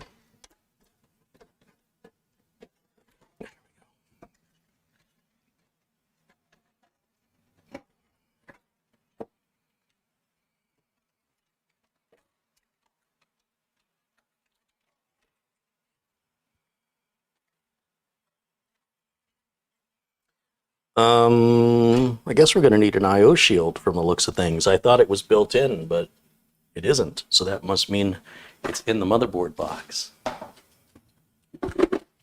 Probably good to put that in now. Yeah. My first build, I bent mine on the white Stormtrooper. That was the first thing you noticed. Where was the I/O shield? I said, well, when I went to snap it in, it kind of went because it was so flimsy. It's like you weren't gentle with it. I'm like, no, I should have watched. Now you're too gentle with stuff. Yeah, I should have watched more. Watching you put a CPU in, it's like, come on, Mitch, sometime today. Yeah. But no, you got to go at your own speed. But more importantly, when you're doing something for the first couple of times, it's good to go slow and be a little cautious. I should have watched a couple of videos of it. Like you said, you put one corner in till it snaps, then the opposite corner. I can't get this out of the box. Come on now. I hate that ASRock puts the box in a whatever this is. This should just come out. Why isn't it coming out? Why did I put it back in there? Why didn't I just throw this outer box away? There it goes. All right. OCD, man. Got to put it back the way it was. There's nothing wrong with this box, just like that. And look what's in there. Scissors. Mm-hmm. No, these aren't scissors. No, I know it's not. I know. Just teasing. Scissors.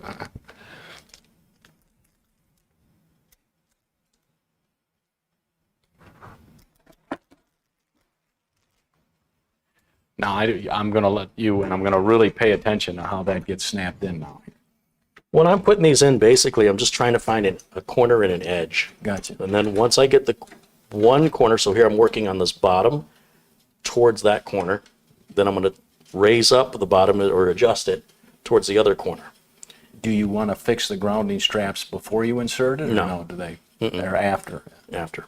So right now I can feel this bottom edge, even though it's not locked in. Yep. Now I'm going to take my thumb, which is holding it from the top going in. Let me move my thumb out of the way. And in theory, all I have to do is push down on the corners, right? Mm-hmm. And there, now I'm grabbing this lip to hold it in place because it is a little difficult to get started. So if you're struggling with one side, give up on that and go to the other side. Get that side started instead, right? And then come over here. You might have to use two hands to hold the one so this side is locked in, so I'm going to hold it in. Use my other hand to lock the other side in. You hear it popping into place? Yeah. And then we'll come back to the other side and make sure that hasn't popped out. And then I'll run my finger along the edge to make sure that I feel that it's not dipping in anywhere.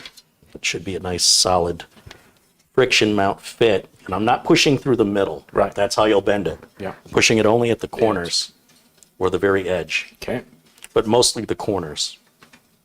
And I'll do the two corners at the same time on one side and then hold those in and then do the other two corners. And you saw that this side wasn't sticking. I tried it about 3 or 4 times and I gave up and just said, I'll go over to this side, and then it went just fine. Okay. Now I can adjust the board. We can look at those grounding straps you mentioned and make sure that those are lifted up so they're not going to get trapped. Make sure none of our cables are in the way. And the grounding straps are down here. And it does feel like they're still a little bit too low. This is a difficult part of this board because the I/O cover, while it looks pretty, it prevents us from being able to see what's happening to these straps. So I think, you don't want to lift them all the way up. The idea is those grounding straps are supposed to sit on top of the outside of those connectors. That looks pretty good to me. And that seats the board down correctly into the case. And all of our ports are aligned, and I don't see anything here that's being blocked. All these ports. If the grounding strap folds down, this is the time to correct it before you screw the board into, secure the board in and turn around and take it out. All right, so again, I have a bunch of these screws laying around. I'm just going to use them. I don't remember which case they came out of, but they're all the same. And then I need my glasses so I can see what I'm doing. All right. Thank you. And we'll make sure our torque setting, oh, I've had it on 6. That's from working on the pool vacuum yesterday. Oh, okay. I'm going to lower that to 3. 3. 6 and 3 is not a big difference, but I prefer 3. And let's make sure I can see all the standoffs. I should. 1, 2, 3. Oh, this has an extra. Haha. That's interesting. This has a standoff that is typically only used on micro ATX motherboards. And I want to draw this to your attention. Normally, you would put a screw here, here, and here. And this middle one right here, where am I? This one right here, that's typically on micro ATX boards. It's very unusual that ASRock has placed that there. So we're going to put 1, 2, 3, 4 instead of 3. 1, 2, 3, 4 right here on this edge of the board. Then we're going to go 1, 2, 3 across the middle, and 1, 2, 3 across the back side. Now don't confuse these 2 holes here. Here's another thing that you might be thrown. But if you look at, there's really strange that ASRock did this. But right over there in that top corner, there's 2 holes. But do you notice how one has little soldering points around it? Do you notice that? Yep. Do you know why it has soldering points around it? So the screw grounds to it? No. Yeah, basically it's preventing you from crushing the board, right? And it also grounds to it, but mostly it's there just to, so that other hole that doesn't have any solder points around it, I don't know what that's for. Okay. And it's the same on the other side of the board. It does it on both sides, here and there, both sides. But when you line up the board properly, you'll know. Yeah, where the it screw should line goes, up with the hole that has the little solder around it. Yep. Every mounting hole, if you look closely at all motherboards, will have solder around the mounting holes. So I'm going to have to add another standoff, and I know I have extras. I just don't know where they are. So let me put the board back onto the box over here for a second. And I have some screws. I think if you move, I think I throw them in a big pile down here. Pretty sure that's what I do with them. Aha. Hey, that helps. I'm finding everything but what I'm looking for. Nope. Nope. Nope. It means there's only one left. Ah, there it is. Wow, those are big standoffs. Is that right? Are they that tall? Huh. Doesn't seem right. These look big. Oh, the holes are recessed. Okay. So on most motherboard trays, they're flat, but on the 200R, there's dimples where these go. So these look longer than the average motherboard standoff.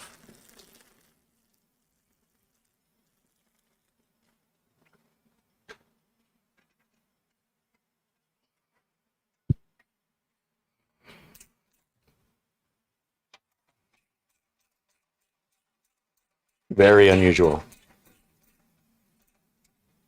So that thing's going to take 10 screws. Huh. Well, I guess technically it'll take 9, because the center post is still a post. Okay. I'll put this back into my organized pile. Whoa. Look at this. Getting buried in parts back here. Okay. Now I got to reseat the board again and make sure that I get it aligned properly, because, you know, it's so much fun. You'll notice the way I hold the board too. Notice that I don't have to worry about anti-static discharge. I'm holding onto the I/O shield, the I/O cover. I'm holding onto the power connector and the edge of the board. If the heatsink was on it, I'd hold it by the heatsink.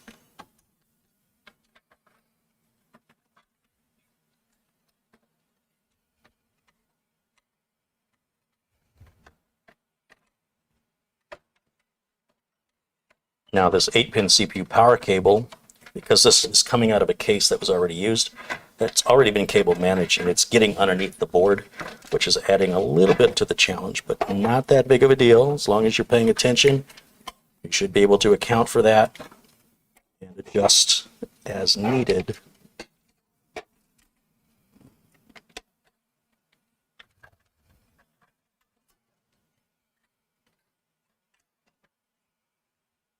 Once again, we've got to watch those grounding straps. Make sure they're going above. Looks right.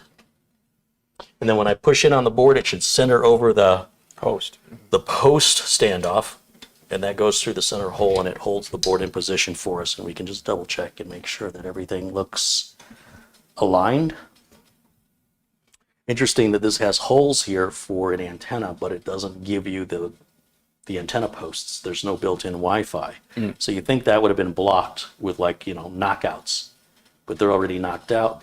That can confuse some customers as to what goes in there. Don't be jamming stuff in there. It doesn't go anywhere. If it's something metal, you could short out something. So that really should be covered. But it's part of the condition of a $99 motherboard.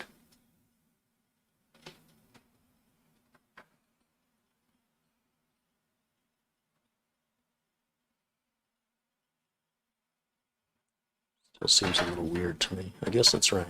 Okay. All right, now should be able to secure this bad boy into position here.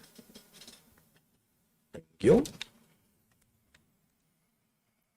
And I still have a little cable right under there. Just make sure we have all of our cables for fans and I/O out of the way.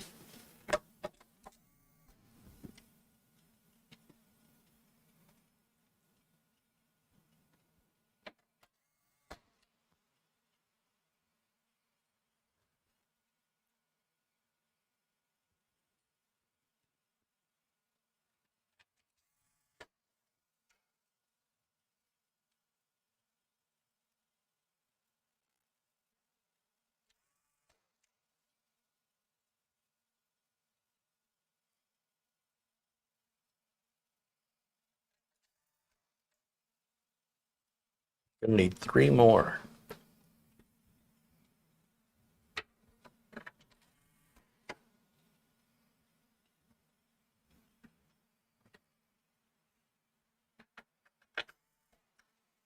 I don't think I've seen a board with that many. That's a lot, isn't it? Yeah, with that many. Usually, like you say, it's 3, 3, 6, 8. One low. Is there one more laying around there somewhere?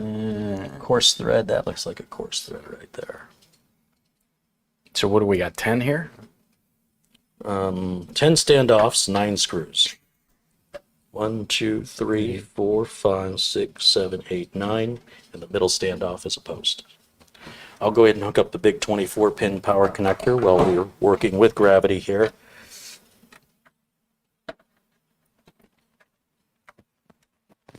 And the 8-pin power connector,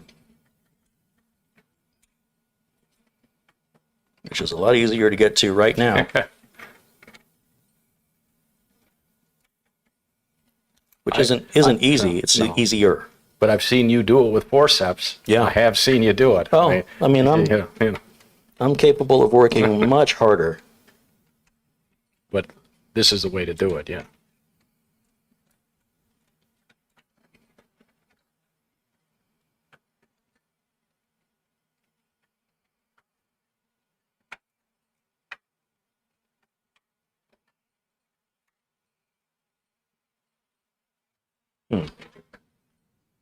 Need a little light? No, I'm just thinking where the fan is going to go. On Gigabyte boards, there's a fan header in this corner, but this one has an ARGB header. So I'm not worried about that one. Oh, I suppose that can go right there. Right there. I see. Okay.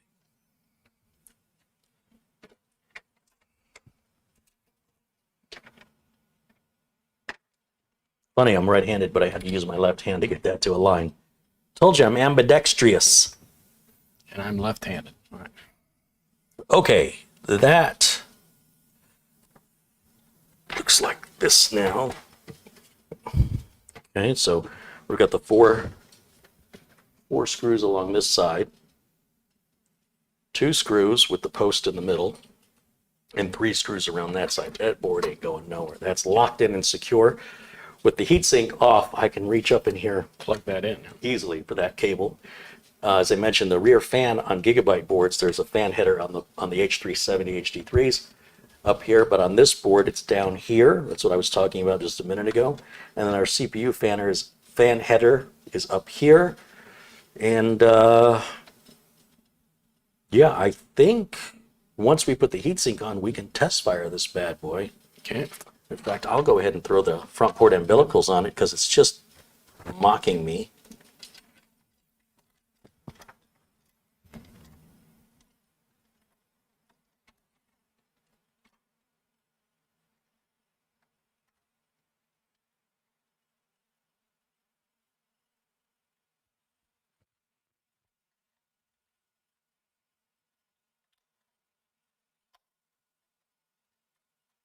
Okay, that's fine.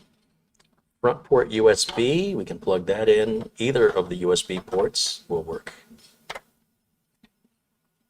So cable management's already done, so I'm not going to fight with it. We'll use the lower one for that reason. Okay. DVD drive can be plugged in. And where's my front audio header?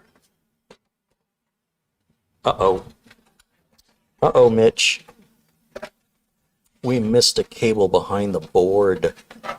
This one? Yeah, it's so we've got the front audio cable, and this is what happens when I'm taking a machine apart that's already been built and cable managed. I don't want to undo that cable management because it's a lot of work.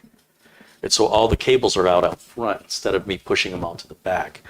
And so what I've done here is I've trapped this audio cable, and you can barely see it, but it's back behind the board. But the good news is this should be really easy. If I can see that red driver, I should be able to just take out these bottom and middle screws and pull the board back a little bit without having to take everything back out. Yeah, because it's this one right here that I'm wiggling. Yeah.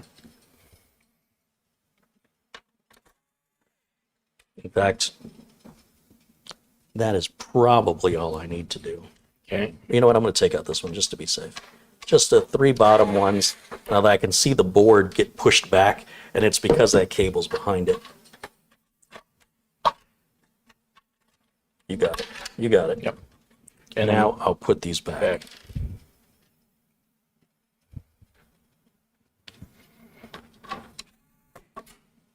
Simple little things like that you'd rather find out before you put power to the board. That way you're less likely to cause any damage. And where do you want the? Go ahead and put that right through this Oh, right hole. through there. Right. This power supply is a little short. There's a little gap there. And then I can just push this connector on.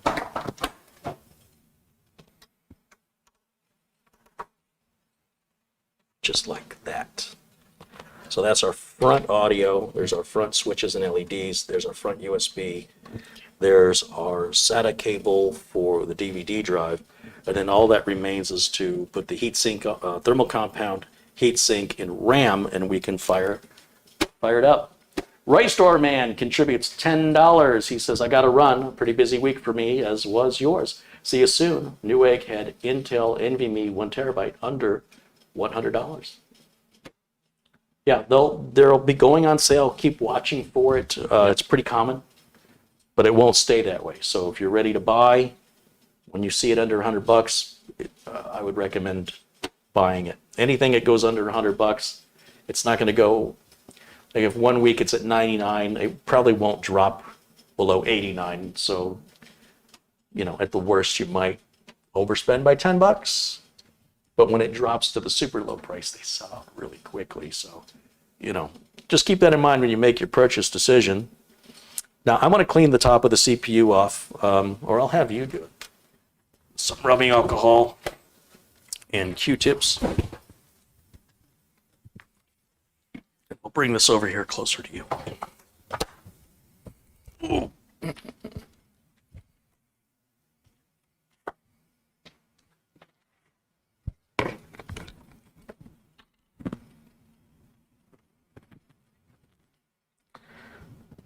Chris Goddard sent $6.47 via PayPal. He says, thanks for all the teachings.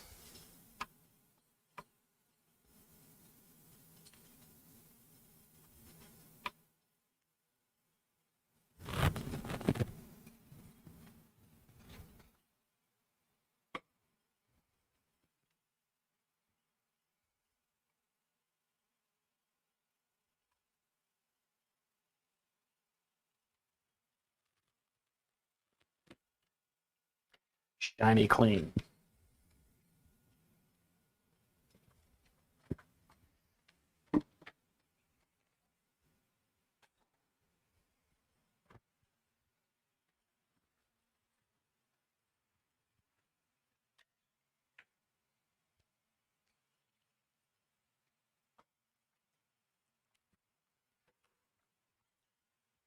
You got it cleaned up?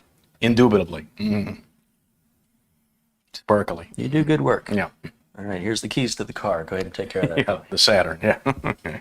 No, I was talking about my car. Oh, okay. I need a Yeah. spick and span.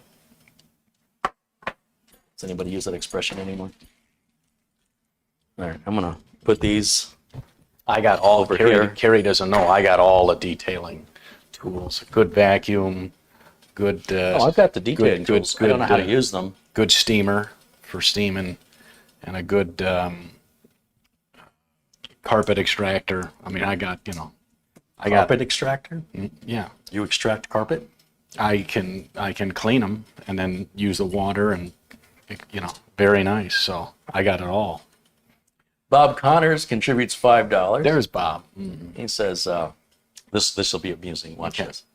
Wow, you started early. It's Friday. I thought Friday starts at 1 p.m. your time. Yeah, it did start at 1 p.m. our time. Yeah. What time do you think it is now? It's almost 3 o'clock. We've been online broadcasting for nearly 2 hours. But thanks for joining us, Bob. Does that go this weekend or next? I think it's this week. I think it's this weekend. Yeah. Yeah. So then it'll be an hour different. It'll be an hour earlier for Bob there in because Michigan. Arizona never changes. So Bob's up there, way up there, northern Michigan. ooh, in the UP. No. No, in But the UP's a stone's throw away. But he's No? Is he in the finger or more right up no, there? Yeah, no. Keep going. I'll show you Oh. when you get there. Lower. Yeah, right about Right there. Yeah. Okay. Yeah, he's close to the UP. Okay. It's pretty cold up there. And you've got the Lake Michigan, probably the lake effect there too.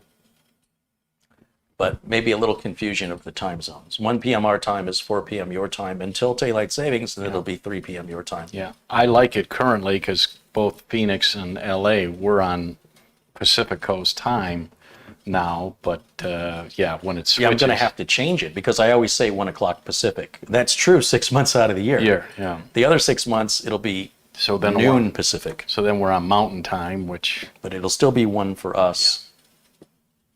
yeah. But now when I go to my brother's, they're in Eagle, Colorado. I lose an hour.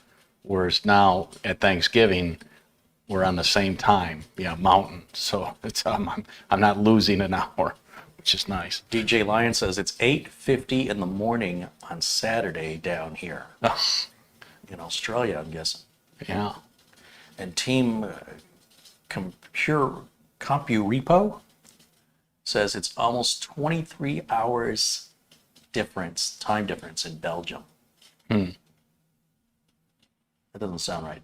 Or he's saying it's almost 11 o'clock at night in Belgium. That would make more sense. Belgium is a 23-hour time difference.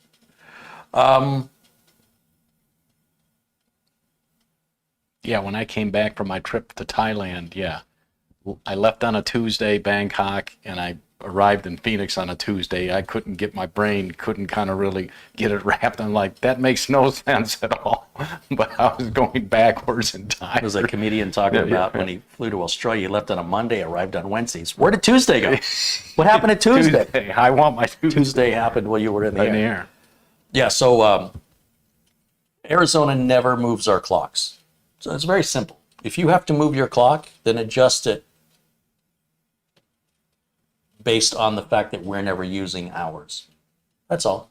We're never adjusting our clocks. We don't move our clocks forward, and we don't move our clocks backward. The whole state of Arizona, and is it? There's a little area up by Holbrook. and one little county in Indiana or something like that. Why they made that the choice too, but that's the whole state of Arizona and just that one little. So it's very simple.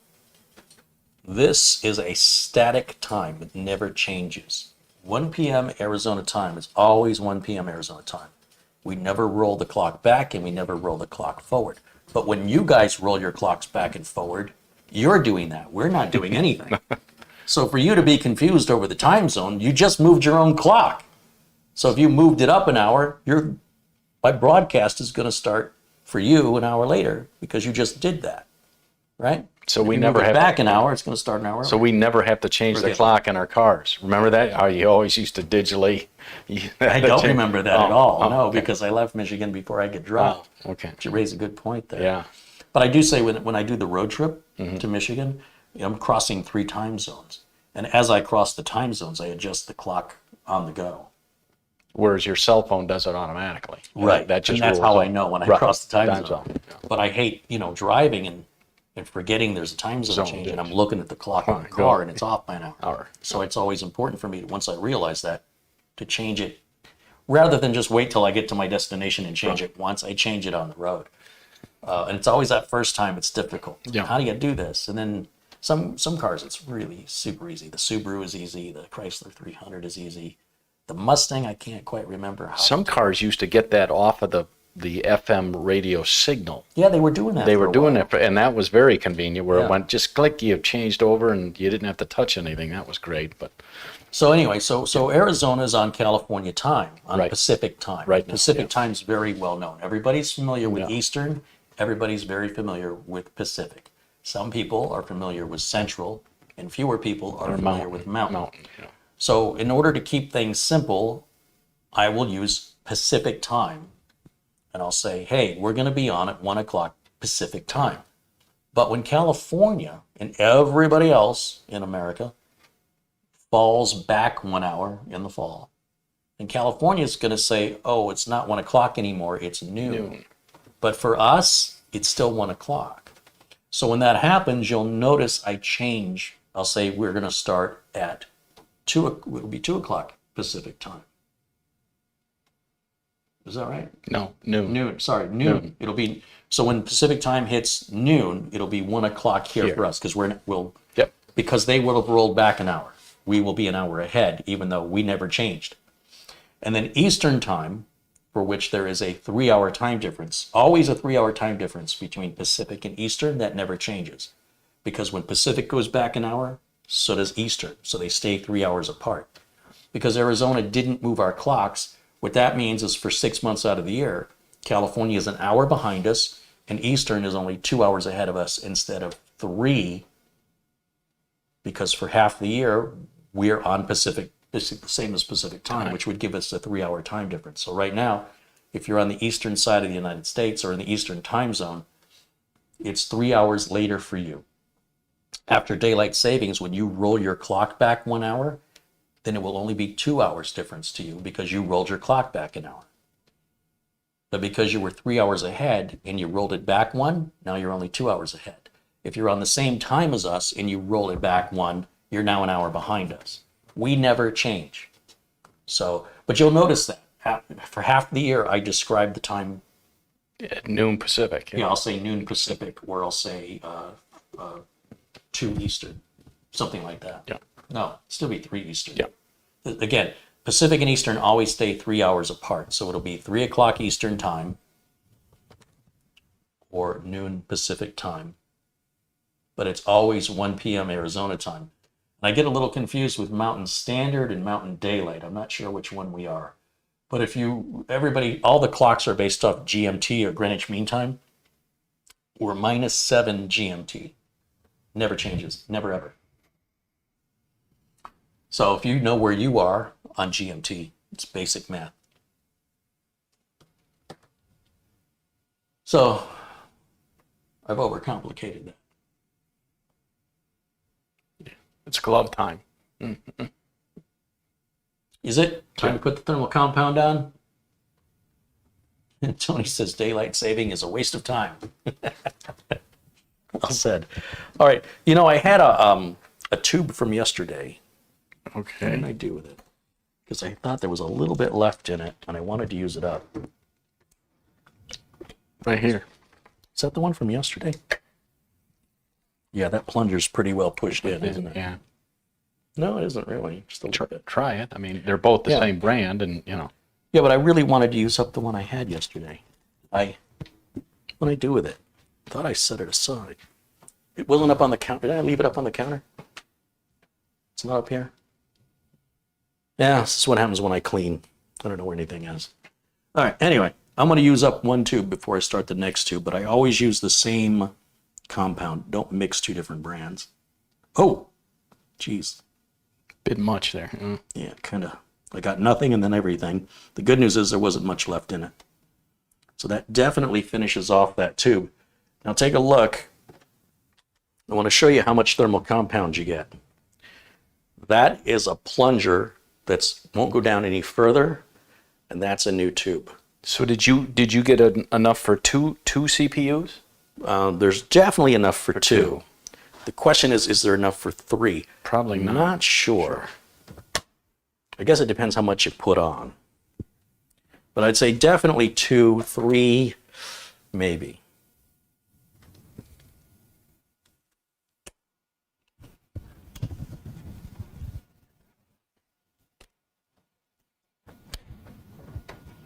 Now I'm just going to take the thermal compound and finger paint that on there.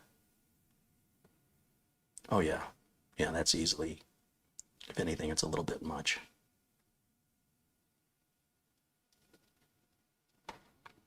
In fact, I'm going to switch fingers and try and, Take some of that off. yeah, let it come off on the glove.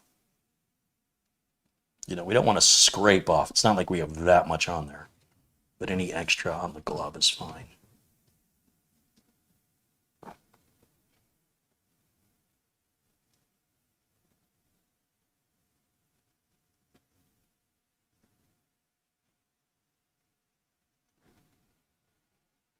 What do you think? Does that look good? Oh yeah. Beautiful. Mm. Okay. Now for the cooler install, again, there's not a whole lot we can show you on this. You can watch yesterday's video to see me install this. I'll be installing a lot more of these in the future, and we'll probably do a video of a close-up install of this cooler that will stand on its own as time permits, but I'm really backed up on these repairs and I really need to just get it done. Alexandru Lonescu contributes 25 RON. He says, daylight saving time is like cutting a foot off the top of a blanket, sewing it to the bottom and thinking you have a longer blanket. Well put. All right. What's RON? Yeah. Do you know what that is? No. Someone in the chat room will tell us. Yeah. All right, so once again, with the orientation, the long, the screw that sticks out, that's going to go towards the ram. Go ahead and set that right over and rest it on top of the CPU. Notice we did not put any thermal compound. Did I take the plastic off the bottom of that? Mm-hmm. We did? Yeah. When did we do that? Just 2 seconds ago. Oh, yeah, it's right here. Yeah. Okay. I don't. Who did it? Did I do it or Yeah. you? You did. Yeah. I have no memory of peeling that off. Drugs are finally kicking in. Okay. Man, All right. whatever that is, I need more of it. I can't remember All what right. it was I What took. was it? 2 seconds ago. All right. Wow, that's crazy. See. You're old. All right. So here we go. I think there's a glitch in the matrix. Did I make a big deal about peeling it off and why? Did I do the whole speech or I just peeled it off while I was talking about something else? Yeah, you just peeled it off. That's why I don't remember. My mind was focused on what I was saying and not on what I was doing. Becomes so automated and routine, I don't think anything of it, and I can't remember what I did. That's what happened, and that's my story, and I'm sticking to it. It's not early onset dementia. And who are you, and how did you get in the house? Yeah. Not that I'm making fun of it, but some things are so tragic. I'm either going to cry or I'm going to laugh, and I choose laughter.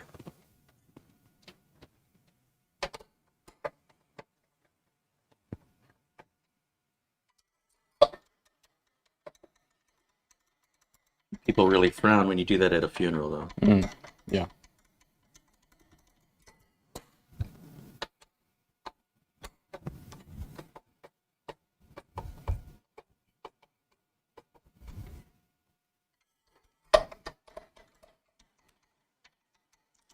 John Gardner says RON is Romanian currency. Look at that.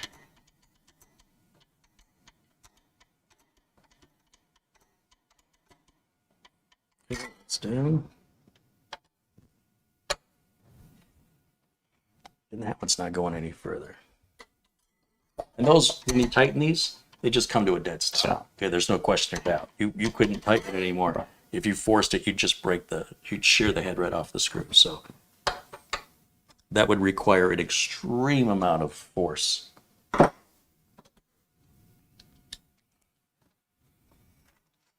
Okay, that cable's already fairly well managed. Cooler's on, so now we've got the fan to deal with. So the fan, we're going to use these metal brackets. And now, my friends, it's time for the corny joke of the day. Let me think of one. Okay. Oh boy. Uncle Carey, what do you call a woman who has one leg longer than the other? I don't know. What do you call a woman that has one leg longer than the other? Eileen. Where does she work? That one's pretty good. Where does she work? Oh. That's just her name. Eileen. All right. Right. Yeah. If she was Asian, would it be Irene? No, I don't. If she would she work at IHOP? Yeah, possibly.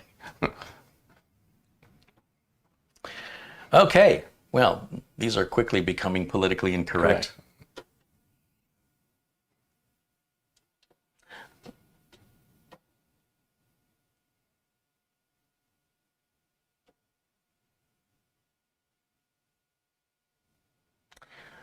Let's see.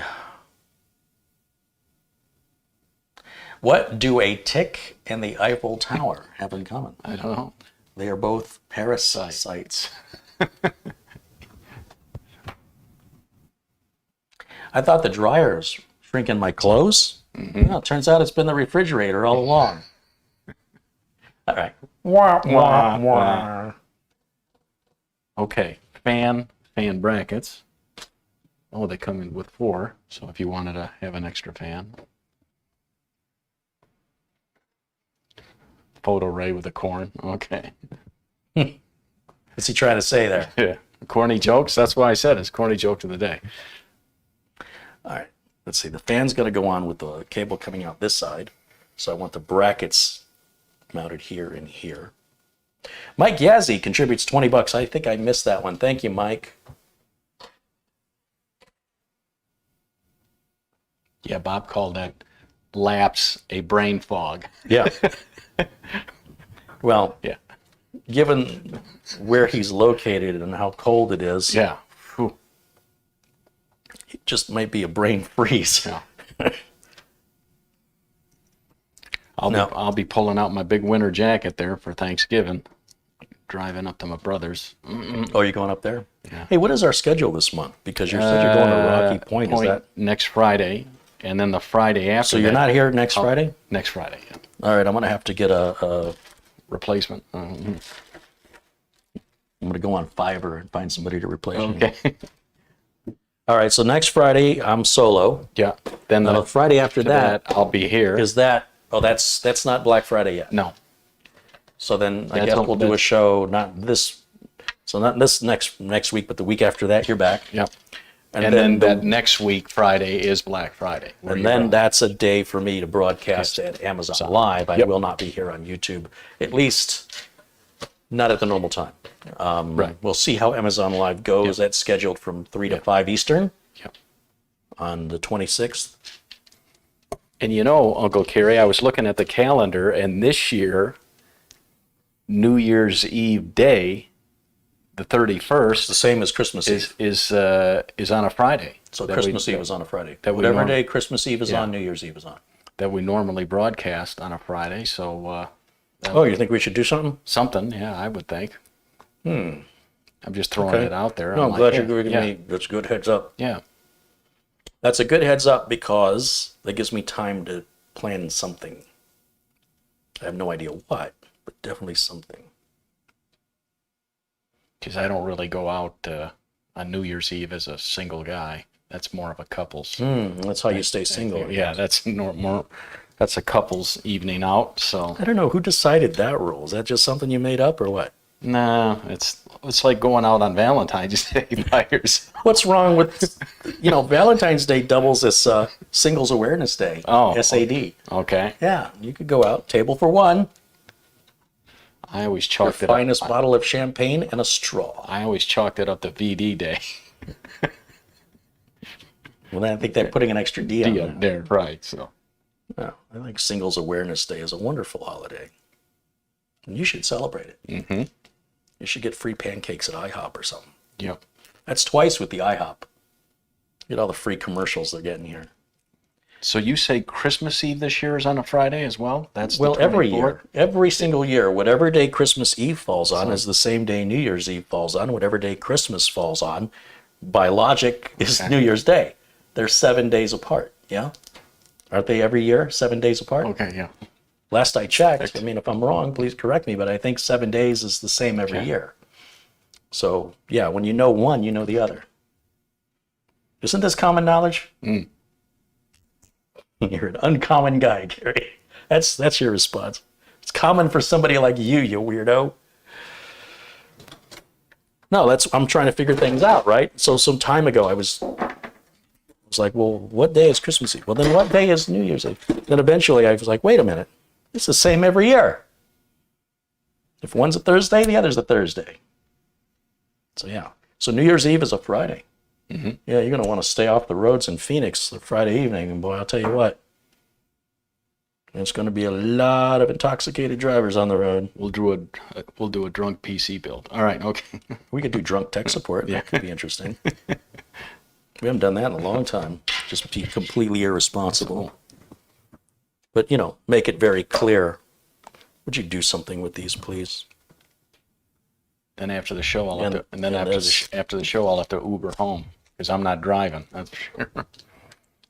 Yeah, and you won't want me to drive if I've had my Fireball. No, You're just tripping over everything. Yeah, I think you're not used to those big shoes. yeah.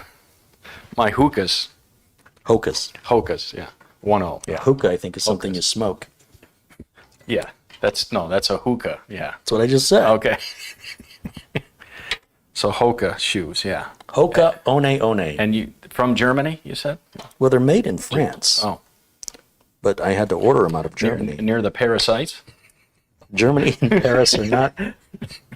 I mean, maybe if World War II worked out differently. Okay.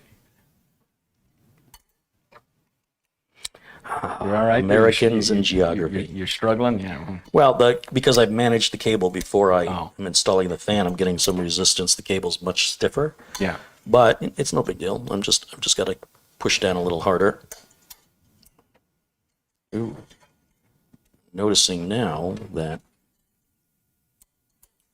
the one side of the fan won't sit as far down as the other side, so I've got to raise up this side to match it. I mean, I don't have to, but it won't look right. Okay, so there it is.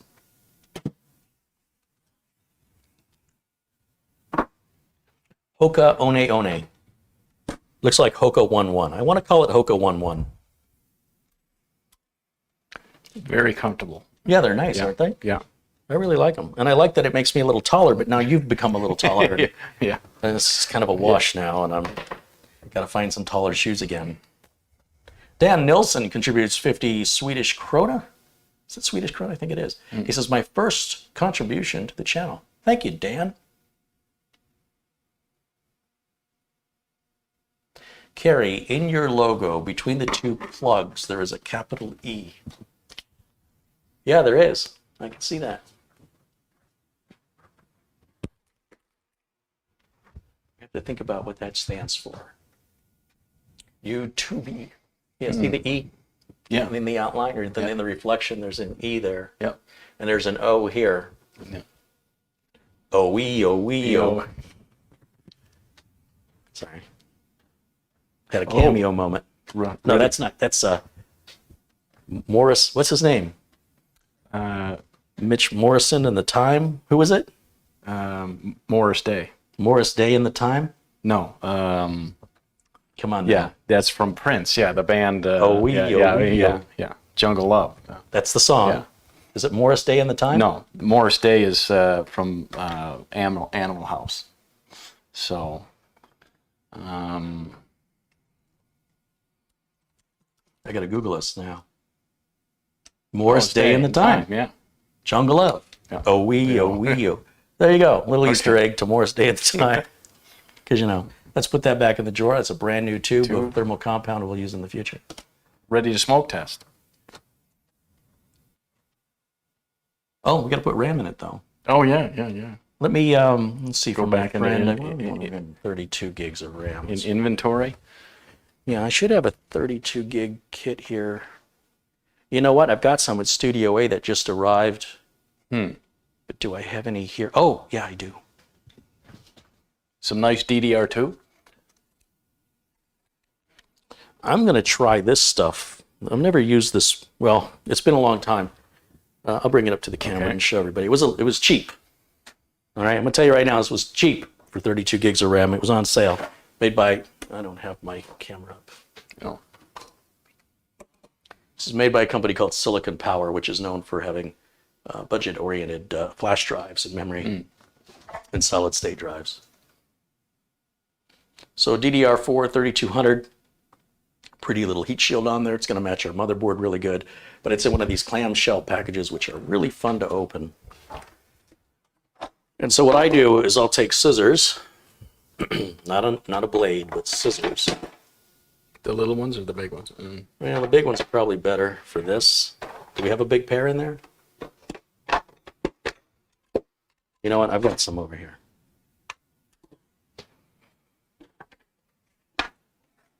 Only because those little scissors are great at cutting the small packages. You don't get a lot of leverage to cut through plastic with them.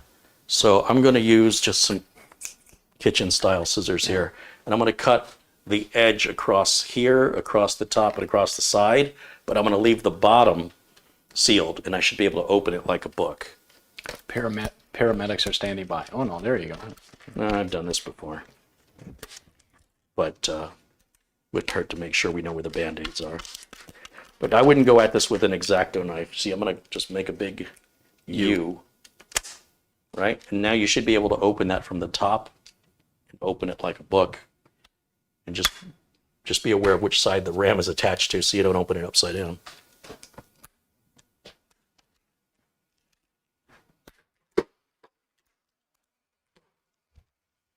Yeah. Oh, no. Yeah, there you go. Did you get it? Yeah. Yeah, and you can see even after cutting it like that, there's still some of it still sealed. But that's the trick to opening clamshell packages. So we'll take this little piece of paper out of here. Oh, it doesn't have a heat shield. That's what is going on. Very interesting. Wait a minute here. Wait a minute. There is no heat shield? Or, boy, that seems like it's deceptive. Yes. I mean, I don't care, but I don't like being lied to. Little budget. No, wait a minute. Bend the plastic, don't bend the RAM. So is that just a piece of cardboard? Or is it actually... It's a heat shield. Only that side gets warm. Oh, okay. It's like, when people wear the shirts, the midriff, or they don't have any shoulders. So you have a heat shield. Now I know why it was so inexpensive. And then on this side, Nothing. nothing. I've never seen that before. So when you handle this, normally when memory has a heat shield or a heat spreader, you can hold it anywhere along and not worry about static discharge. So in this case, we want to avoid touching anything on this side. We can touch the sticker, that's no problem. And of course, we can hold it up at the top. Notice there's nothing up at the top. There's no circuitry to worry about. So try to avoid, if possible, touching anything that's metal, any of the chips, and certainly stay away from the gold connector. So that's a new one. Wow. Half a heat shield. I'm guessing it costs less to make the RAM. They can charge less and still make the same profit. They got me. As long as it works, I really don't care about the heat shield. No one's ever going to see it except me. This customer is never going to open it up, and if he did, he wouldn't know anything was weird. He'd just think that's what it's supposed to look like, if he even noticed it at all. God, that's weird. Anybody in the chat room ever seen that before? Heat shield on one side, nothing on the other. Anybody? I've never, ever seen that. Bear on the other.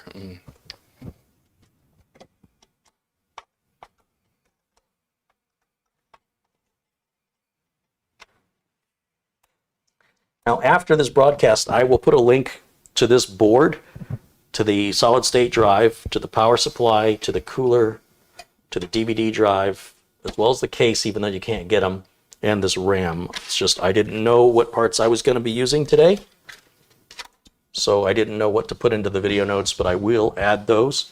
And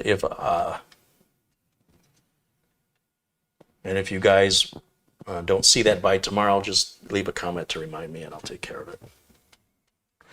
Okay, we can test fire it. So let me grab power and HDMI cable. I'll grab a power supply. You got two over here. Is this good enough? No, we have a power supply in the case. I already hooked up power. That's how punchy I am. All Yeah, right. if the motherboard was out of the case, then that would make sense. I appreciate your enthusiasm.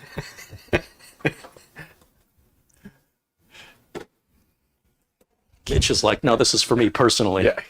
Keyboard mouse. Feeling a little low. I need some caffeine. Low. Trying to figure out where we're gonna eat. All right. All right, I'm going to plug this up front. That way we can test these front USBs while we're at it.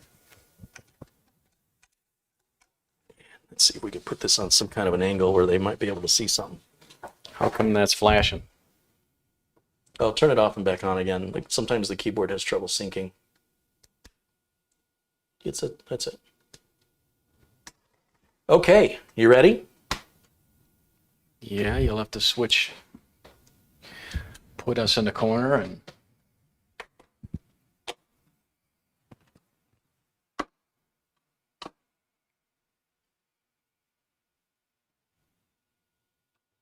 Patrick says he has seen budget RAM like that before. Is there some unpeeled foil on that half radiator?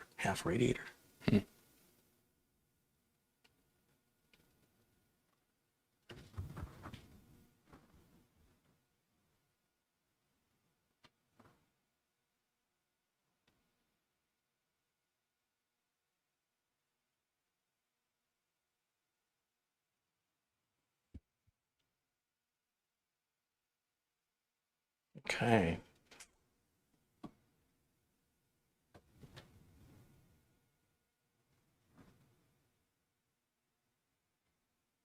Okay, let me see. HDMI input. And then we'll put us in the corner? Yeah. Okay. Or we can put it in the corner. Okay. Either way.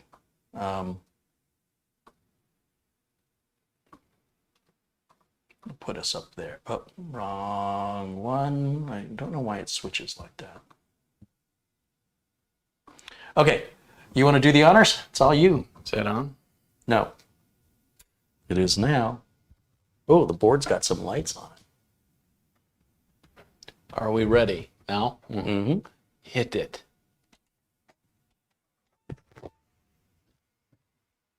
I see the rear fan turning. Guess I got all the front port umbilicals right. Is the power light on? Oh, yeah. Good. There's our ASRock screen. There might be a new BIOS. This thing's been sitting for a while. And of course, we don't have Windows installed. That was a brand new solid state drive we put in there. Okay. So I'll do Control-Alt-Delete. And we're going to go to... Solo says, Carey, check out the Works Zip Snip. It is great for boxes and plastic cutting. All right, let's take a look. WORX. Isn't it Works like Home Depot's brand of power tools? That's kind of, yeah. What's it called? A zip? Zip snip, yeah. Zip Snip. Yeah, I don't know if I like that. A mini buzzsaw. It looks like a mini pizza cutter. Oh, okay. 40 Oh, beans. Yeah, $40. Goodbye. No, you know, what's wrong with a pair of scissors? $2.99. Yeah. How's that any better? I'd be afraid of cutting through onto the surface. I don't like it. No. I appreciate the suggestion, but that's not for me. You're going to have to go full frame since we can't see what our BIOS is.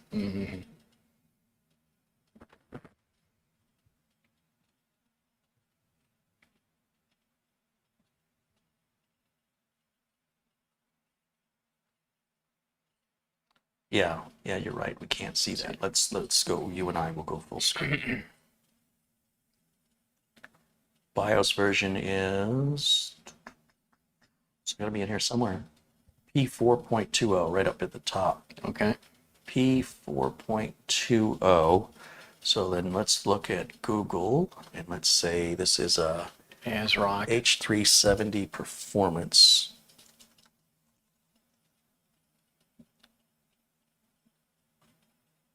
And under support, BIOS, we're up to 4.2 is the latest. That was January of 2020. Interesting.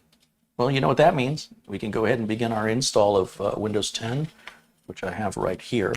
Plug it into a USB port here. Right like that. And then we'll do Control-Alt-Delete. And that should just start loading the Windows 10 installation media.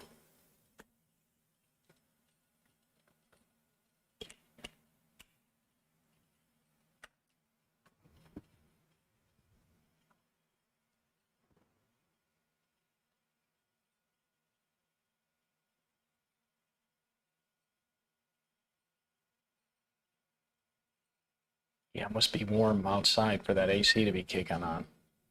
Wonder if I got the 90. Oh, did it get to 90? That's what I'm guessing. Yeah.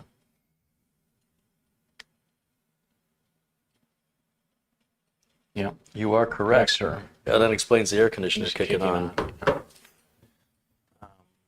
Geez. Usually by about October 25th is when we get what I call the dip, where the weather dips down to into the 70s and it's beautiful, and you can keep your windows open on your house for 24 hours a day.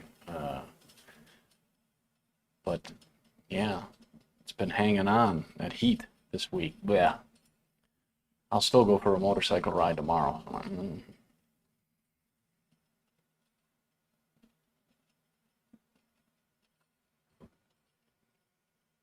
Oh, we're up at this point already. We got there quick. Let me, Full screen it. yeah, and for us, we'll full Yeah. screen it. They don't need to see that. Let's go next. Install.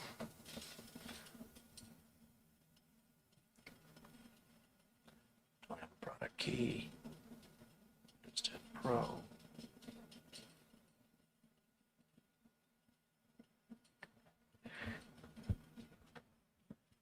Custom. Next. There we go. All right. Any questions? Go ahead and ask them in the chat room. We'll do our best to provide you some answers.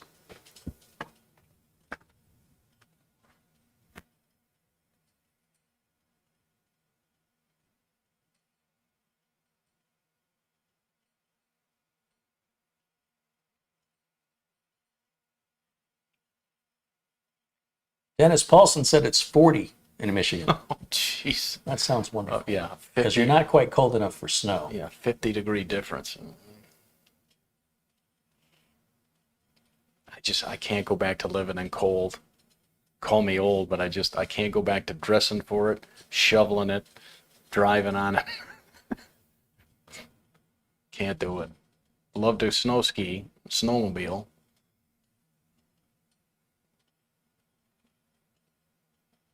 Johnny Weld says, great job, Carey and Mitch, on the build. Thank you, Johnny.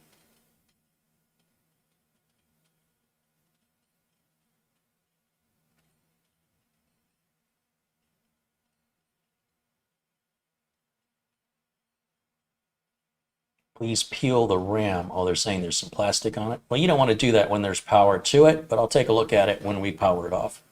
I definitely don't want to keep any plastic on there. It rebooted itself? Yeah, look at that. Yeah, first reboot on Windows 10 install.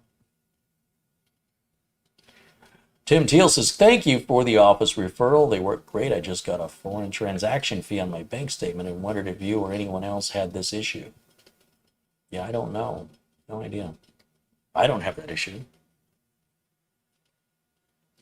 I think it's paid in either euros or US dollars, if I'm not mistaken. So if you have to convert to one of those two, I think there might be a transaction fee. May also depend on your payment method too. Red says we get lots of bikers in Galveston this weekend. Oh,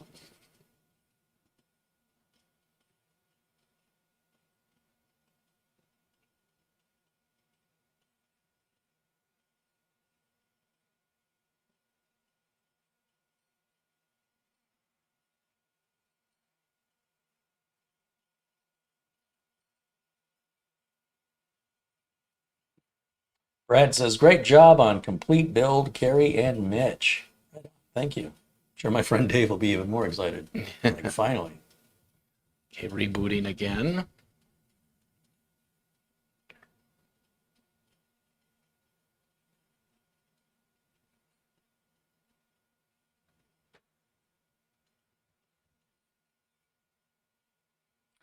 V notices that the memory is, even though it's 3200, it shows a 2666. That's normal. 3200 would be the XMP. We don't want to, you don't want to build something brand new. Like, let's say you build a car and then immediately try and drive at 200 miles an hour, unless you want that engine to blow up.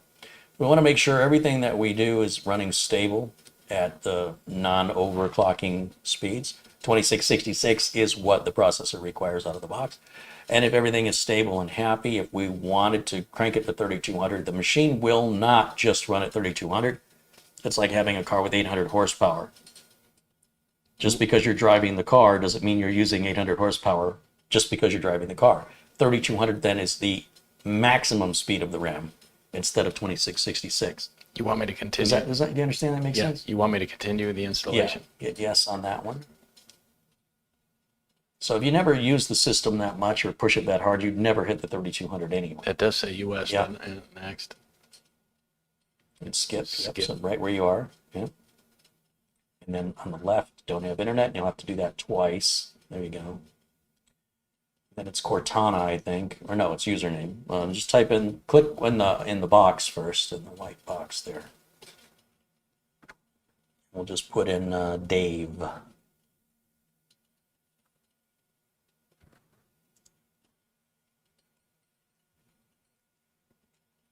And then enter. Or next. And again. Thank you. Click off our everything but location. Mhm. Offie. Ooh, Yeah, there you go.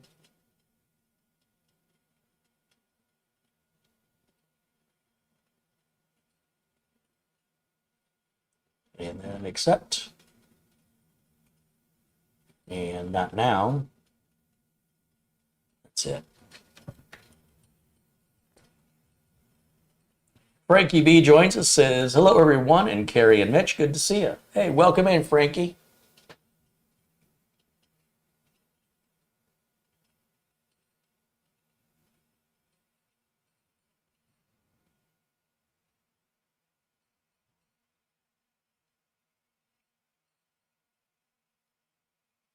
Sarge Tech says, that's true. Just build a new engine and put the pedal to the metal, and that equals a blown engine. Yeah, whenever you build a new computer, you really shouldn't rush any performance or tune-up until you ensure the thing just runs. Once you ensure that it runs stable, and then you want to tune it, that's an option that you don't have to do. What upsets me, or it doesn't upset me, but it makes me sad, is to see people build a system incorrectly that works, but it's not working optimally. In other words, it's not even running at the stock speeds it's supposed to be running, and they're not aware of it. They're first-time builders. The system is performing, but they're having some issue that it was brought to me, and then when I correct it, and I realize this wasn't right and that wasn't right, the cooling can be better, the performance goes up, and they go, wow, it's like a whole new computer. And that's without overclocking it. That's just building it correct. So don't rush into tuning until you ensure it runs perfectly. Once it runs perfectly, then as you adjust the tuning, if you take it too far, it starts crashing, you caused it. But if you start tuning it on your first boot up and it crashes, you don't know if it's one of the parts that's bad or if you did it yourself. It'd be very difficult to diagnose that. you want to do the updates, or Yeah, you let's go got ahead and do other the updates. Yeah, let me take the flash drive out and we'll plug, we can plug the internet in.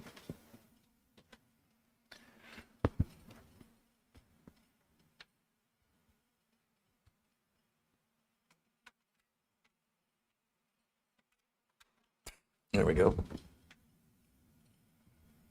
And right when you plug that in, it starts looking and grabbing some updates. As soon Yes. as you plug that in, yeah. Well, not as soon. It's going to negotiate with the router for an IP address. And it's going to say, oh, okay, I'm on the internet. You know, pop up this little window if you want a private network or not. And then I usually will go to Windows Update. And you'll see that it's already downloading updates. Sometimes it'll show them downloading. Other times it'll just kind of fail on some updates that it's already doing. You're trying to do them twice at the same time. So that big long list there, we might see some fail, but that's because, as I mentioned, they're already being installed. So if we let this sit, if we left it on and checked it tomorrow morning, it probably would get all of this on its own.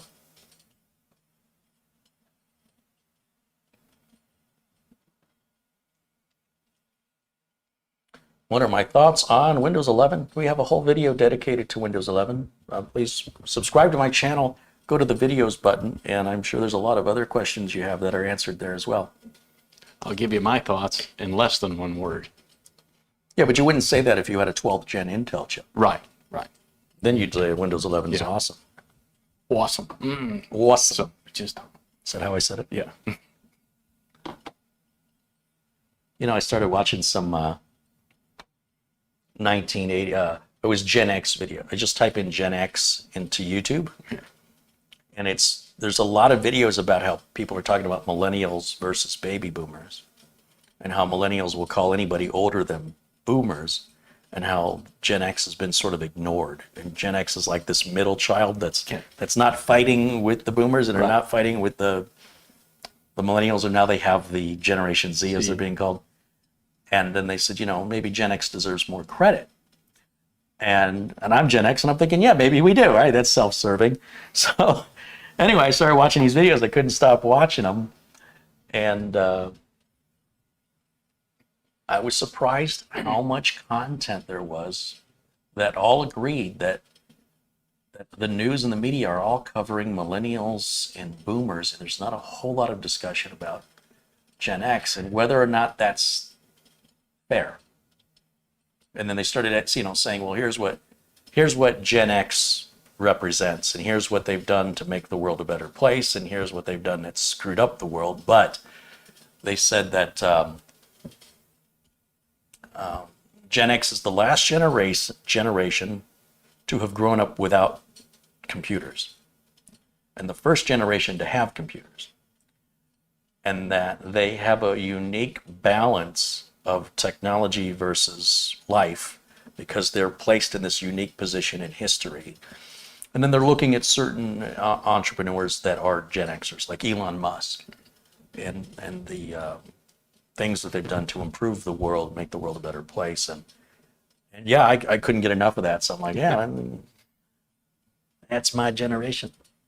Now you're born before 64, yeah? So you would be a boomer. Yeah. Boomer. Okay, boomer. Yeah.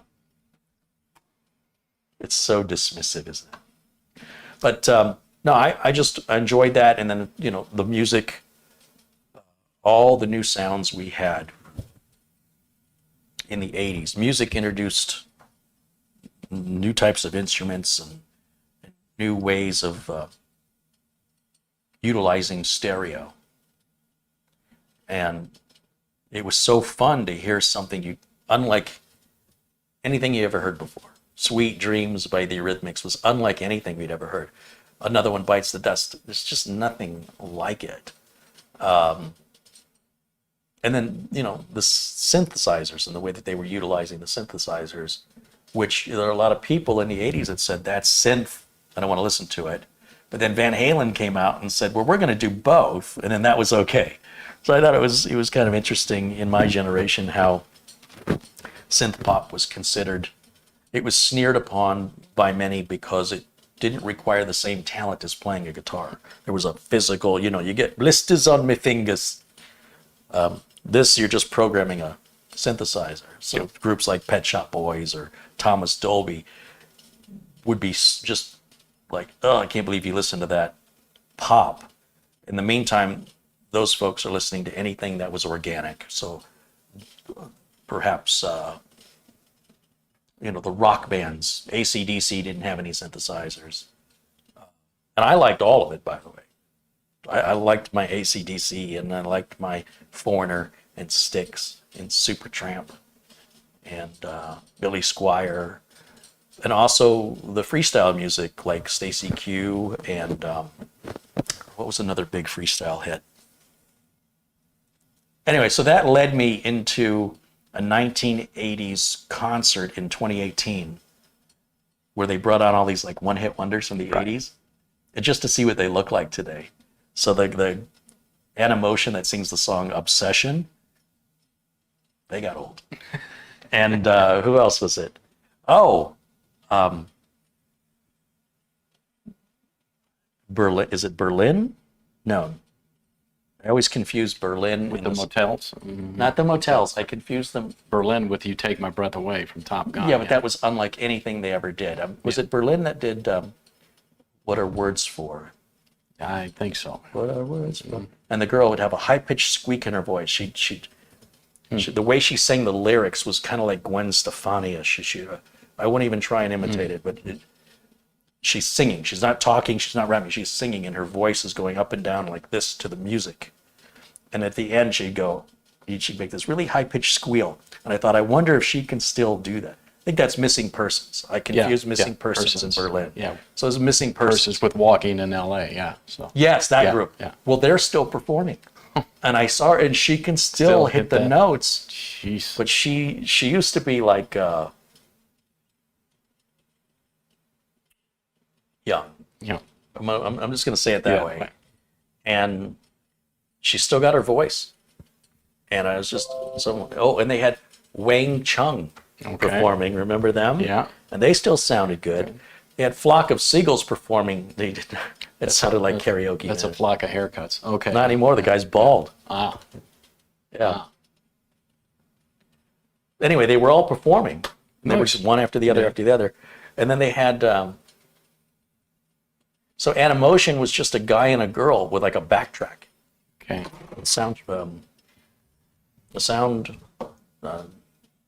There's a word for it. A backing track. Right. So there's like bass, he's playing the bass, but then he'd stop playing it. It would still happen in the background. I'm like, all right. New Shoes. There's a freestyle group. That was the girl and a guy, even though it's supposed to be a trio of girls. New Shoes was one woman and one guy. They played to a backing track, and she still sounded good. But boy, did she look different. I wouldn't recognize her, but she still sounded good. And I'm like, oh, I would have loved to have gone to that concert. Are you kidding me? New Shoes, NU space SHOOZ. You probably don't know anything from them. No. So this was top 40 freestyle, and it's just very danceable synth. Yeah, and it was so fun to see them performing. They must love what they do, because they couldn't pay them very well, for this one concert. It's not like they're going to sell the place out. Yep. It was in the 80s and 2018, and they traveled around, but I know the one I was watching was in Atlanta.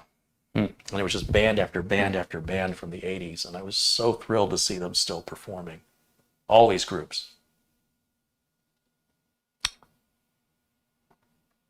Alan wanted to know what prompted me to get into acting. Alan, I'll tell you exactly. I started out in stand-up comedy, and I was getting pretty good at it, but I got to the point where just prior to getting on stage, I was such a nervous wreck that once I hit the stage, I was okay. But the waiting to go on, Anxiety. where I said to myself, I can't do this anymore. It's going to kill me. And a stand-up comedian said, well, why don't you take acting classes, because that may help. And then as soon as I started the acting classes, I found I liked that better, because with stand-up comedy, there were too many variables beyond my control. Bad sound systems, bad lighting, drunken patrons, heckling, things that I couldn't control. Whereas with acting, the director yells action and it's all within my control, all here, face and eyes and body, of course. But I found that I like that even better. So I still am writing material and do open mics on occasion, but and I, people seem to come up. I don't use any profanity in my stand-up, and they seem to appreciate that. But no, I mean, the acting, it just clicked. When I got into training and the classes, I just said, yeah, this is kind of what I like. And so the stand-up comedy kind of went on the back burner, and the acting is what I prefer now. So, yeah. Master Singleton's posted a link to one of the New Shoes hits, I Can't Wait. The one that I like the best, where her voice is just incredible. And were these bands in the early 80s or the mid, or more like the late? Mid towards the late 80s. The 80s, yeah. The song that they did that I love the most was The Point of No Return. Her voice. From Kansas? No. What's interesting is if I pull up a picture here for Mitch and you see them when they're young. Right. And then you see them today. Yeah. Yeah. Actually, she still looks really good. But I mean, you look at these pictures from the 80s. I'm just Googling New Shoes, looking at the images that Mitch and I are doing right now. But when you see her perform, she's still got that really great voice. And the song, The Point of No Return, her singing is it's unlike anything I've ever heard, especially if you put on some headphones and you get that stereo effect and whatever they're doing to her voice. Yep. They're doing something in production with it. And I don't know, something about it tickles my brain. I like it a lot. And so I put together a playlist of songs from the 80s that I want to do reaction videos to, and to explain why.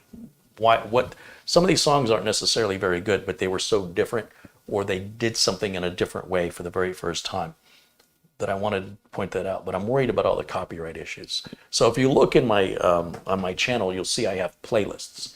And if you look at the playlist, you'll see, Carey's favorite 80s, or you'll see music reaction videos to make. And in that are all the YouTube videos of songs that had an impact. If it was a soundtrack to my life. They're not all like my favorite song, but they are songs that take me back in time, and songs that the radio would play or MTV would play over and over again. It wasn't like I heard the song once and it's on the list. Not like that. And certain groups, like there's a group called When in Rome, and they had one hit called The Promise. And I always thought the lyrics and the music were just so well done. And then they performed their one hit, and I didn't really know what they looked like before. I don't even remember seeing the video, so I had to go back and find the video from the 80s and then compare it to their on stage in 2018. And again, the guy still got the voice. Flock of Seagulls felt like a cover band could have done a better job. It doesn't look like the guy, doesn't sound like the guy, and I think it's just one guy. I think everybody else is out. I'm sure he's a nice guy, but you're looking at it and you're listening to it and you're like, ugh. And the other guy from Thompson Twins, Bailey, what's his name? Michael Bailey? He doesn't look anything the same. He doesn't sound very good. But boy, the Thompson Twins had some great music. But without the other two performers, Right. it's like Paul McCartney going around calling himself the Beatles and finding another John Lennon, another George Harrison, and another Ringo. It just doesn't work. Even though Paul still got it, But I saw a video clip of an 80s band, Johnny Hates Jazz, Shattered Dreams, and his voice still, I'm like, boy, that guy still got it. So that kind of blew me away. that's good to know. I haven't pulled that one up. Yeah. So I can be up, can't sleep, there's nothing on TV. Right. I'll just start looking for either 1980s reaction videos, go back and see how some of the young kids today are hearing Duran Duran for the very first time. And it's interesting for me to watch their reaction. If they like something I like, there's like this weird connection. And if they don't like it, I get angry. Like, you're an idiot. You're missing out. You've totally missed the point of this. Nothing bothers me more than there's some really emotional song, really just deeply emotional, and the person listening to it is just coldly analyzing it. Yeah. And then I'll watch another person reacting to it, and they'll start getting tissues and wiping the tears. I'm like, that person is listening. Yeah. The other person wasn't listening. Because if you really listen to some of these ballads of the 80s, some of them are just heart-wrenching. And I feel like if you're not emotionally reacting to that heartfelt lyrics, you're not listening. And so therefore your reaction's invalid because your brain was somewhere else. So then I see those reactors and I'm like, all right, I'm going to subscribe to that person because they listen. They're letting their emotions, show. And that's what that music did to me back then. So it was refreshing to see that.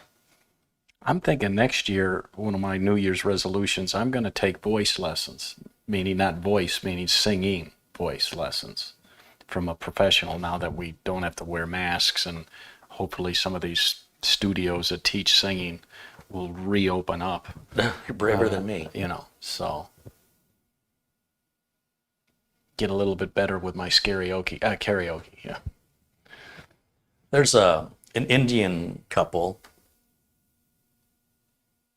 I talked about them before. Their YouTube channel's Enoma, Enoma. That's right.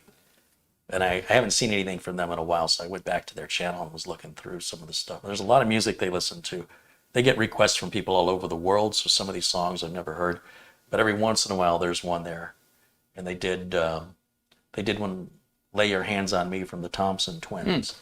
And apparently never heard it before. And what is it? Curdy and Sil. Her name is Curdy, and his name is Savio, I think. Anyway, they're a fun couple. They're a married couple, and they spend a couple hours doing these reviews, a couple times a week. And it's really enjoyable when, especially him, he gets into it. It's pretty funny. I asked him to do, I sent him some money, right? And here's my request. And I asked him to do So Alive by Love and Rockets. It's this one-hit wonder from the 80s. And about halfway through, he's getting it, and he starts singing it out loud. Right? He's never heard the song before, and he is in it. And I'm like, whatever it was, $20 or something to pay to ask him to review the song. Totally worth it. And the look on his wife's face, and she's watching him. And so at the end, they said he'd summarize how they interpreted the lyrics. And I was like, oh, that was fun. It's interesting how we tend to like people. We tend to identify more with if they share a same perspective. If they share a different perspective, it's like, I don't like you. You're not like me. And I don't know why we do that as a species. And I do it myself. I'm absolutely tickled when somebody else likes something that I like. And if they don't like it, I don't care. Like, I don't have any feeling. I don't say, well, you're stupid or I don't like you. But I don't feel like I want to be your friend. I feel like, all right, we're two very different people. We like different things. You go do you, I'll go do me. And then you find that person that likes what you like, even if they're 30 years younger than you, boom, connection. Yep. Studying that psychology, I wonder why that is. It's very strange. It's just like an echo chamber.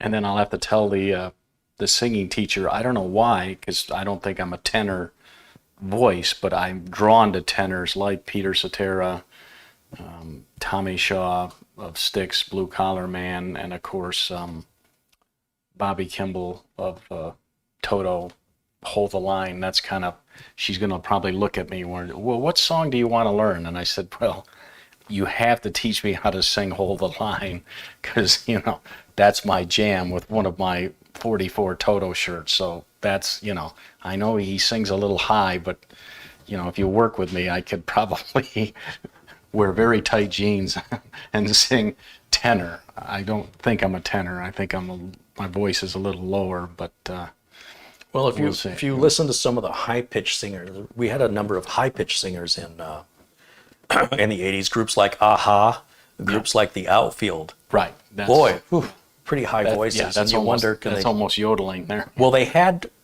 interestingly, they have a show on TV, The Masked Singer. Right. Well, in much the same way, they have the same show in England, but with celebrities maybe Americans don't know. Well, the lead singer of a-ha came out dressed as a Viking, right? There's your first clue. Right.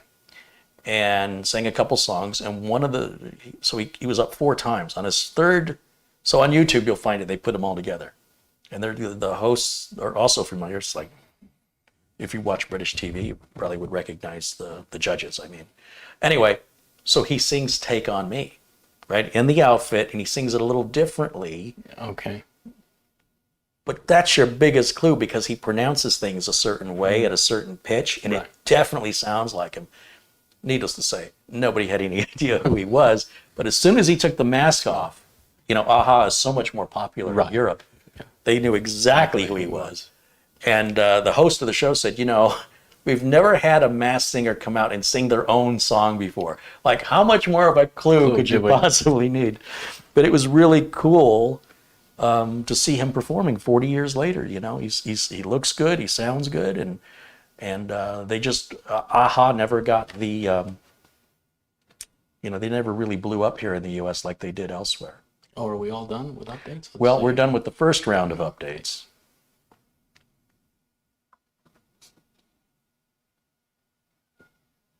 To complete setup. Where's my option to not sign in? Is that going away?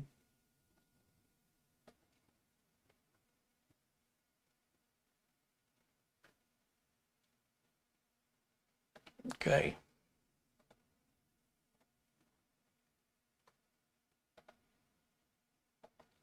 Again, system's absolutely silent. There's no sound coming out of this at all. It's dead quiet. It's a nice hardware configuration here. Like I said, I'll itemize everything with Amazon links and put it in the video notes later tonight. When I have some time, I'll catch up to that. So you got other builds that you got to do? I know you got a ton of work. Well, I have. I still got to talk to, the case that arrived damaged. Yeah. I still have to get with the person who's got a case to pick it up. Yeah. And then I've got to talk to the owner, because he's talking about wanting to change some things. And one of the things that holds me from getting work done is a customer that's indecisive and they don't know what they want. So as long as the customer's willing to wait, but if the customer would say, just take everything I've got and move it into the other case working, it would already have been, well, I won't say it would have already been done, but I would have prioritized going and picking the case up. But right now I haven't, because the customer's wishy-washy. And that's okay. I mean, I want them to be happy. And if they need some time to think about their options, that's fine. But that means I'm going to push it aside, because these customers on these builds, they're all decided and they're all waiting. So I'm focusing my energy for them. Paul Baxter contributes £2. Hey, thank you, Paul.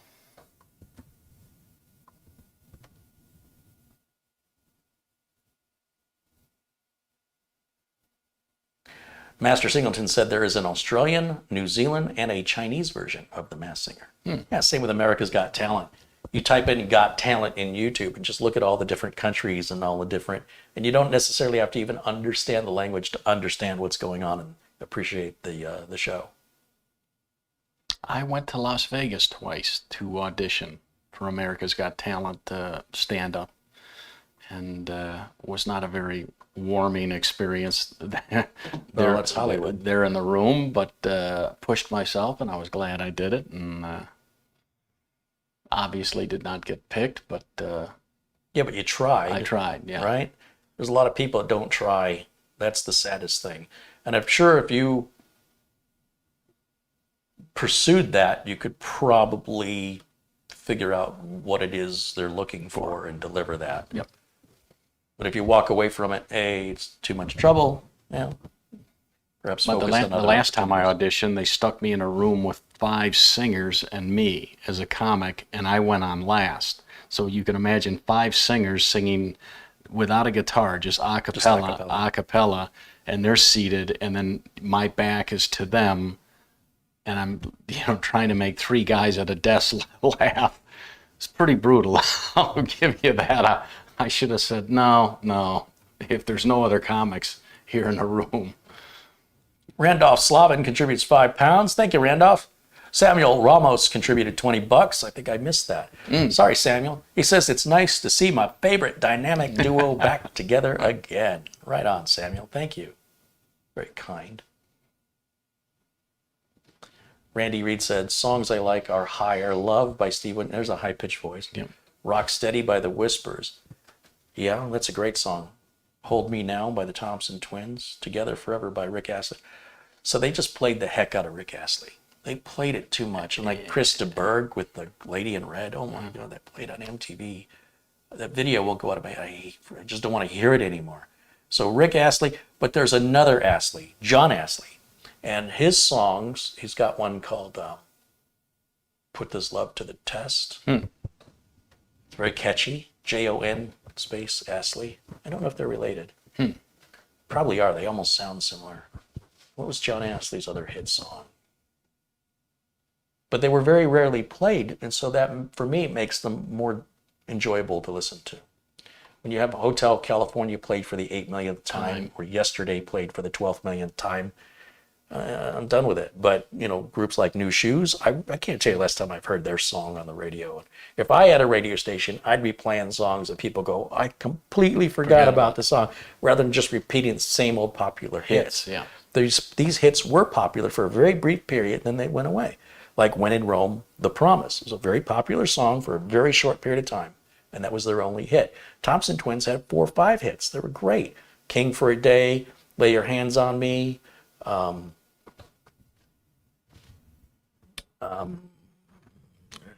can't think of the titles. Hold on.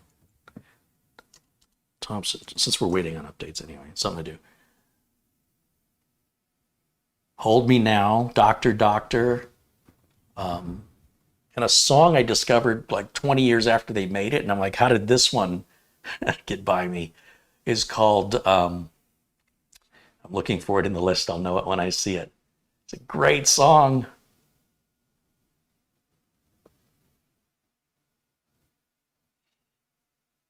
Oh, Lies by Thompson Twins was a great song. Let me just type in Thompson Twins hits. Come on now. There's a song, I just can't believe it never got more popular, and I don't know how it got by me, but it is one of my favorites. And I think one of the reasons it's my favorite, it's like a brand new 80s song to me. You know, even though it's an old song, it's new to me.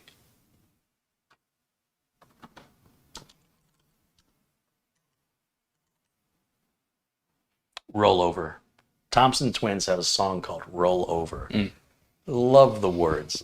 Everything, the words in all the Thompson Twins songs are very poetic. And then what was the other group I just mentioned? I was trying to think of all their hits, and you very rarely hear. Oh, John Astley. So John Astley had Jane's Getting Serious. So Jane's Getting Serious, and Let's Put This Love to the Test were his 2 hits. Donnie Iris, here's a guy who had 2 hits, right? You never heard from him again. He had Love Is Like a Rock. And Leah. And that's right. Very good. And then, boom, gone. Bob Welch, couple of hits. Ebony Eyes. And what's the other one? Sentimental Lady. That's it. Yeah. Those were the 2 big ones. So to hear those songs on the radio that weren't just played and played and played and played and played, those remain more enjoyable for me to listen to today. They still feel fresh. What are we on, that cumulative update? No, it's just scanning. It's not doing anything. So I don't know what it's stuck on, but I think I'm going to reboot it. It's very strange. Yeah. Here it says update and restart. Let's do that. It's working on something.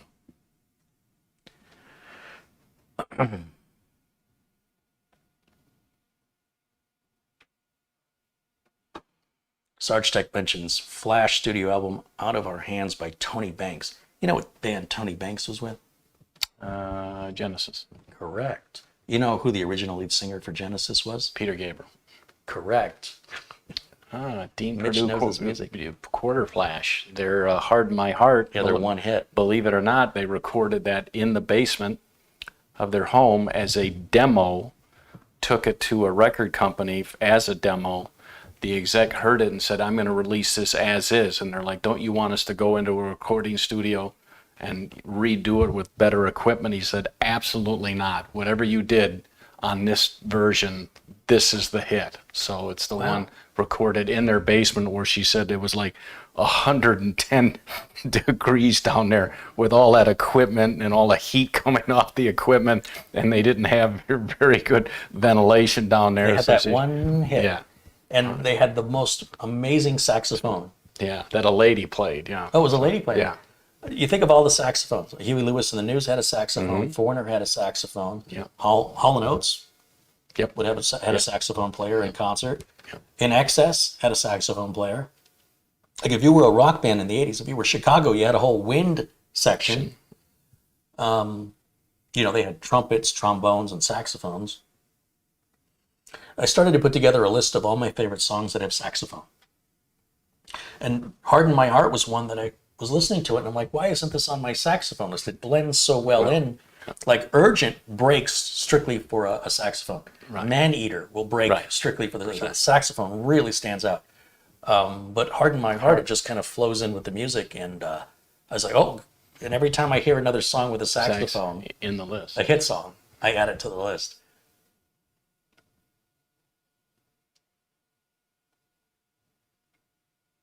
Yeah, Master Singleton, I've told Chat this before, but in the evenings when I go out and have a cocktail, there's a thing called touch tunes where you can pay a couple of bucks or whatever to there's a jukebox where from your phone you can play songs. So of course I'm always putting on Africa, and then right when the song comes on, I walk into the bar with a Toto shirt, and so it's kind of like your intro music. Yeah, it's kind of like where some guys are mid sip and they hear the song and see the guy come in with a Toto shirt, and the guy's like, I think I'm in the Twilight Zone. He's like, how did that just happen? And I'm like, he's like, you played that song. I said, of course, you got to have entrance music.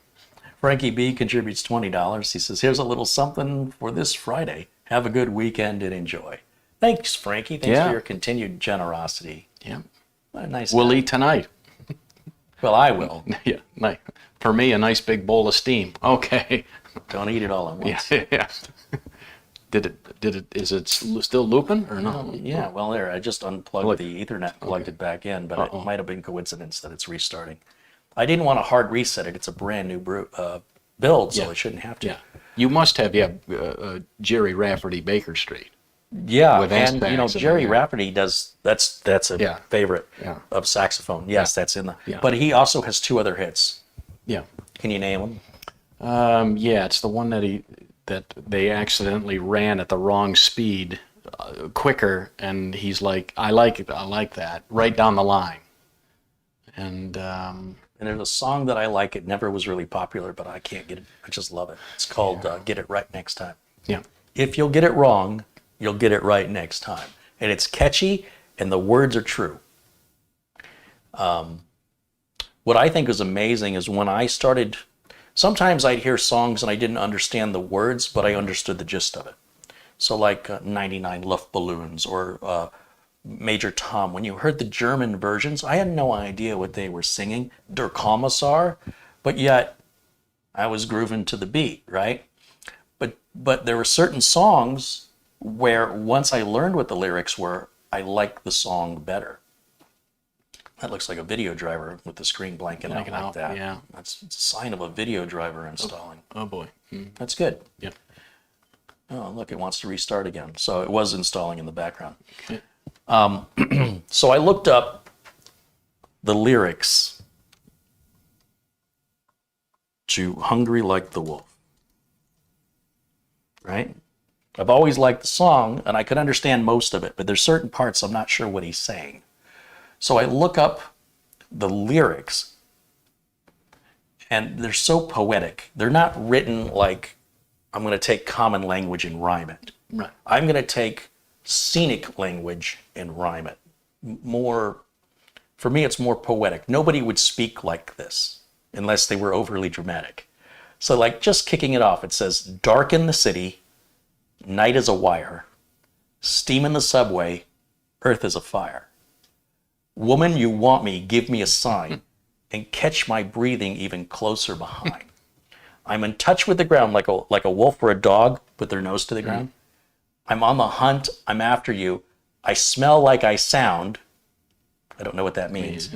I'm lost in a crowd, so he can't, she's in there, he's smelling her, right? Like a wolf. Yep. And I'm hungry like the wolf. Straddle the line in discord and rhyme. I think that's one of my favorite lines. Yep. He's balancing between chaos and order. I'm on the hunt, I'm after you. My mouth is alive with juices like wine. So he's salivating. You think a wolf is after its prey. It's sniffing it. It's looking for it. And then he says, stalked in the forest, too close to hide. So he's saying, you're in there. I know you're in there. I don't know where you are, but you're too close to hide from me. He says, I'll be upon you by the moonlight side. So he knows he's going to find this. This wolf is finding its prey by the moonlight. High blood drumming on your skin, it's so tight. What does that mean? Well, have you ever looked at a vein, like after you've worked out and the vein on the surface is pulsating or is sticking out? That's high blood drumming. It's pulsing on your skin. And then he says, in touch with the ground, I'm on the hunt, I'm after you. A scent and a sound, I'm lost and I'm found. In other words, he's lost the scent, he's found the scent, he's back on track. And I'm hungry like the wolves. I'm like, that is so beautiful. And once the internet came on, you could see the actual lyrics. I didn't have to guess anymore. Right. I was like, that is, when you put that in the eyes of the way a wolf might behave after its prey, and he's aligning that with a man after an attractive woman. A little creepy, perhaps, but it just ties in so well. It just lines up perfectly, and I'm like, that's amazing. Who sits down and writes like? I never in my mind does my mind have the capacity to write straddle the line between discord and rhyme, or whatever those exact words were. It's so well said. Mike Yazzie with a $20 contribution. Hey. Another one. There you He go. says, here's another, Carey. Thanks, Mike. Well, we ought to be all caught up, I think. Well, we're going to go back one more more time. time. Looks like another video driver's installing here. I don't know why. I want to turn the weather thing off here. We just right-click, go to news and interests. And Carey doesn't like it. I like it. yeah, some people like it. I turn it off. Customers can turn it back on if they want it. It's just as easy to turn back on. Yeah, why is this flashing? Because it's Friday. Flashing Friday? No, that's a different video. yeah. It's Casual Friday. Yeah. A couple of updates. There goes the AC again. Yeah, it's getting warm. You think it's hotter than 90 now? Yeah. You know. Let's see. Went down, 88. Huh. Sun's setting earlier now. We're getting dark here about 5:45. Yeah. Whereas before it'd be 8:30 and yeah, the sun's I'm not still- liking that. So there's Chavo. There he is.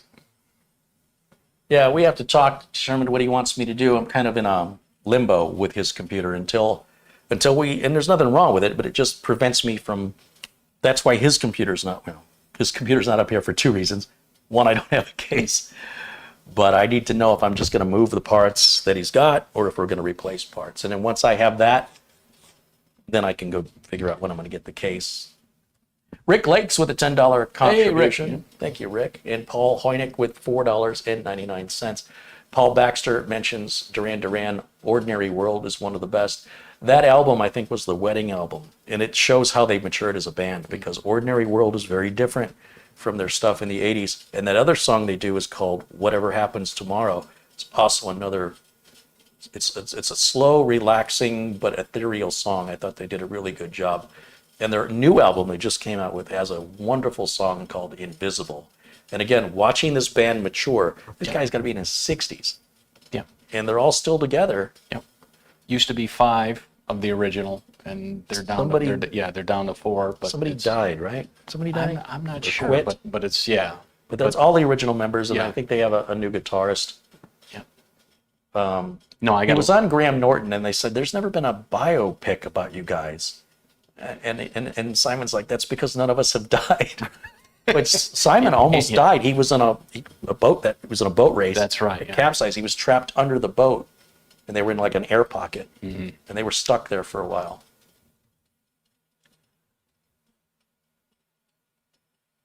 But they had such a unique sound. Nobody sounded like Duran Duran. That was a whole different kind of a sound. And they hit after hit after hit after hit. Wild Boys, Save a Prayer. Save a Prayer, Hungry Like the Wolf, Notorious, New Moon on Monday, Planet P. Girls on Film. Yeah, Girls on Film was a big one. There was a Radio Shack VHS tape that used to play on all the TVs, and it had music videos on it. And there's one of those videos was, I think it's called Tell Me Now, Please, Please Tell Me Now. And it would have like these glass bulbs falling and shattering to the beat. And I think that was a single that they added to an album. Like it was just released. Something I Should Know, I think is what it's called. Is there something I should know? And that song was played over and over and over when I worked at Radio Shack. But that one, for some reason, never got old. Yeah. And then In Excess, there's a great band, hit after hit after hit after hit. What a shame, with Michael Hutchence.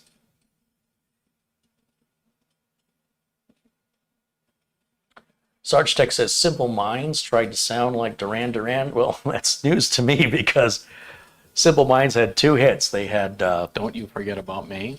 And what was Breakfast it? Club and one other, yeah. Alive and Kicking. Yeah. And I don't think they sound anything at all. I can't imagine any band that sounds like Duran Duran. To this day, it's just like the Cars. It's such a unique sound. Nobody's really, the Queen. Nobody sounds like Queen. Well, the Struts sometimes can sound like Queen. But I think that's why if they keep playing it, it doesn't get old. But I also don't think it gets played like Hotel California and Yesterday and Stairway to Heaven. And don't get me wrong, they're great songs, but enough. Yeah, and Hey Jude. I don't want to listen to 7 minutes. Why is this last update taking so long? It's getting there. One of those cumulatives, I think. What about Tiffany? So Chris Garrett's asking about Tiffany. So Tiffany used to perform in the malls, and then she got a record deal. And there were two girls about the same age singing kind of the same music in the same way. And one was a musician and a singer, and one was, I don't know, I'm sounding like Larry David. Tiffany, compared to Debbie Gibson, Debbie Gibson's like a real singer. I don't mean any insult to Tiffany. I don't think she's watching. But Tiffany had, remakes of songs that she would do. I Think We're Alone Now. And then, she had a couple others. And then Debbie Gibson, I think she still sings today and still releases albums, but they're more Contemporary. I want to say they're sort of, they're not so energetic. They're slower. There's a restart. Yep. Ah, good.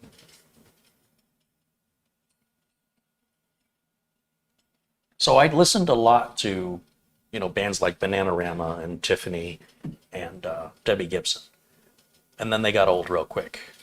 And I kind of got over it.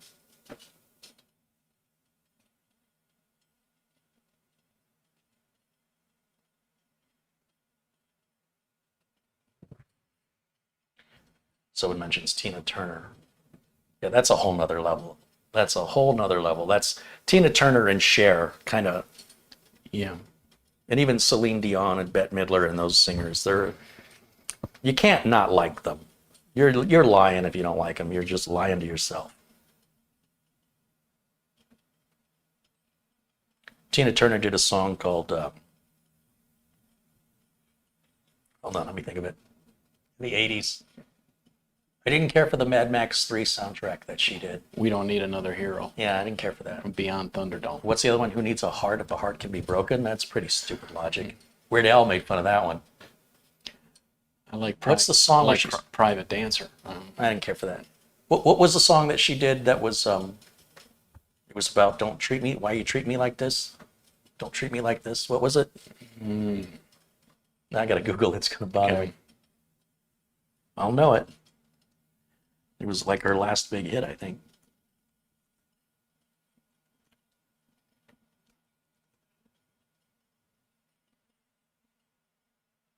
Well, Proudberry, of course, is a classic. You can't really. Better Be Good to Me. I love that song. I'd say we're caught up on updates now. Let's check it one more time. Let's be sure here. Rick Lakes with a $10 contribution. Hey, Rick, thank you again. On this very warm Phoenix Friday. Yeah. Next week will be great motorcycle riding weather. I think I might go out to Canyon Lake tomorrow. Yeah? Might be a little warm. Yeah. And crowded. Yeah, that's true. Wait a little during the week. Okay, that looks good.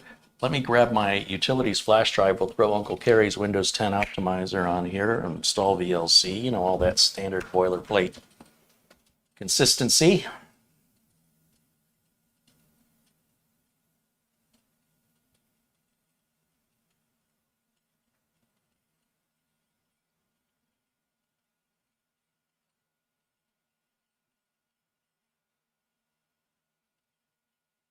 That's running. I should be able to do VLC at the same time.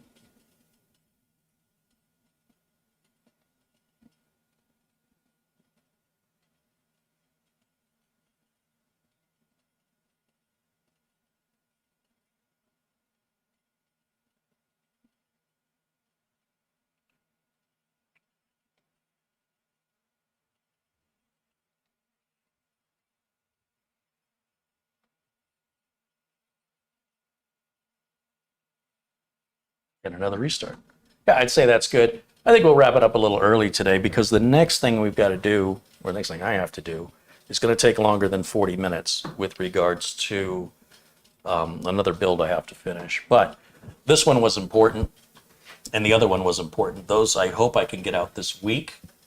I still have other computers coming. Bob Connors is supposed to be sending me some parts for a build. Okay. And then, yeah, I've got to prep another board for customer's name is Steve. And then when he gets that and everything's working, he's going to send me another one. Steve's out in Ohio. So I'd like to get Steve's done this week as well. But I'd like to get, and if I can get Steve's, Dave's, and Rod's computer shipped this week, I know it doesn't sound like much, but it's a lot. It means I got to get Photo Ray over here and get him doing some cable management so he's ready. Well, not this one. This one's already cable. Right. But the other two are going to need it. Plus, Working his magic. yeah. Put Photo Ray to work. Yeah, it'd be nice to get him out. Pete Stern says, hello, welcome in. Pete, you're just catching us right here at the end, I think. Yeah, I think we're going to leave it right there. We'll go ahead and shut this down for now. I'm going to take the flash drive out. We'll tap the power button. That should cycle it down. See how fast that went off? And then we'll go back to full screen on camera one. Final thoughts, final questions. Master Singleton mentions Midnight Oil Beds Are Burning. Yeah, another Australian group with one hit wonder. What about Hot Child in the City? Oh, Nick Gilder. I always thought that was a woman singing that song. And then I saw the guy sing it. And I'm like, still wasn't sure. Still wasn't sure. But yeah, that's a great, one of my favorite. That and Chucky's in Love. For some reason, when I think of one song, I think of the other one. Cruel to Be Kind. Nick Lowe. Nick Lowe. Didn't Nick Lowe do another one? Was there two?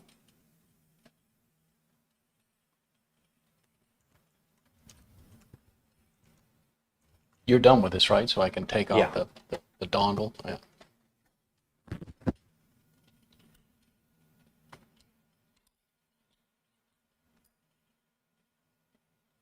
Can't think of another one. Maybe he just did the one. Yeah, Cruel to Be Kind is a fun song. I'm all Hot Chocolate, I Believe in Miracles. That's what Black Watch. Uncle Mitch is all about the 70s. 70s and 80s music. Disco-y. Yeah, 70s and Funky 80s. Town. 70s and 80s music. Car Wash, Rolls Royce. that shows So my, stupid. that shows my age. All right, so Rubber Band Man. The Spinners. All right. What was the other one that was on that album? Then came you with Dionne Warwick. No, on the same album, Rubber Band Man, Working My Way Back to You. Oh, My parents had the record. When they left the house when I was home alone, like 8 years old in Detroit, we used to have this long, it was a stereo, but it was a piece of furniture. right. I don't know what you call it. It's a console. Right. Yeah. And you'd lift the wooden lid up, and yeah. there was your turntable and a slot that held albums, and then an FM radio with a big dial. You could spin it and watch the needle move across the frequencies. Then some big ass buttons that you push back and forth for tape or phonograph. Right. Big chunky And buttons. the speakers were in the. They were in it, but Yeah. you know what it had, which was incredible when you think about this is like 1976, 1977. It had a single speaker that you could plug anywhere into the house, and it would broadcast the music through that speaker using the electrical wires in the house. Okay. So it wasn't stereo, Right. but you could take it down in the basement, and it had a little silver knob and a little green light. You'd turn it, it would click, and the light would come on. And whatever the stereo was playing, it would go through the electrical wires wirelessly into that. And we had that in the 70s. But I didn't, it wasn't loud enough. I something about loud music for me. So the parents would leave. For some reason, I was home alone, and it became sort of a risky business type scenario there where Shy Carey came out of his shell because nobody's watching. I put on, Working My Way Back to You, one of the records they had, turn it all the way up, and just dance around and lip sync to it. Yeah. Well, car's pulling in, turn it down, turn it off, sit on the couch.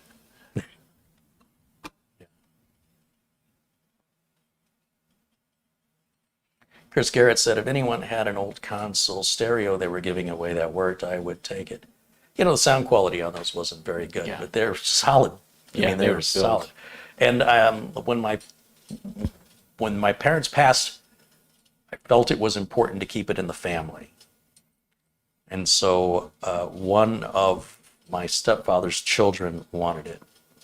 I said, okay, it's kind of family. I'd rather do that than a stranger. Yeah. I've had it my whole life. Even when I was in my 30s and 40s, I still had that thing. I never used it. It was just Right. It's huge. Its thing was like 8 feet long or something. It took 2 people to lift it, but it was always there. And I just felt bad to sell it. And the kid wanted to like rebuild it, make it modern or whatever. And I'm like, yeah, Okay. I had no room for it. Was our couch covered with plastic? No, my parents didn't do that, but my grandparents did. Yeah. So you go over to my grandparents' house and they have plastic all over the couches. It's cold and uncomfortable. I think I still have photos. But my grandmother on my father's side was already dead when I was born. And my grandfather died, he was 66. I think I was about 7 or 8. So I didn't really know the man very well. But I do remember the little tiny house they lived in and the plastic on the furniture. Nobody in my family was ever rich. Have you ever watched the video of the song Kiss You All Over? Oh, that's by Exile. He says, gave the song a whole different meaning. I don't recall seeing the video, but I love that song. That's what Bob Connors was wanting to know. If we've seen the video for Kiss You All Over. I can sort of pull it up over here. As long as we don't get a copyright violation.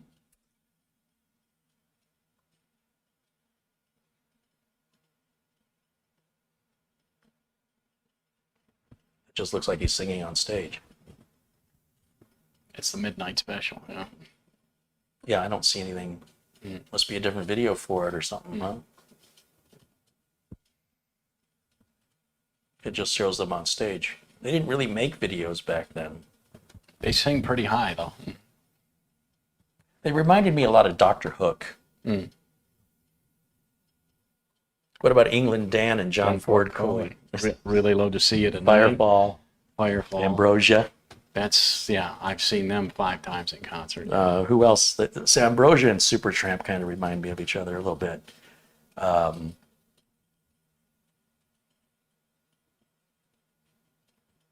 gotta be in a special mood for that kind of music. It's a little too sleepy. Say it's an X-rated video? What? Kiss you all over in the 70s? I don't know what they're talking about. You sure that somebody didn't make a video? I'll look that Was up. it Exile? I'll look that up later. All right. Yeah, I bet you would. Yeah.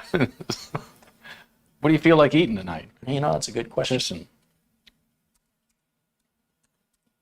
Haven't had pizza in a while.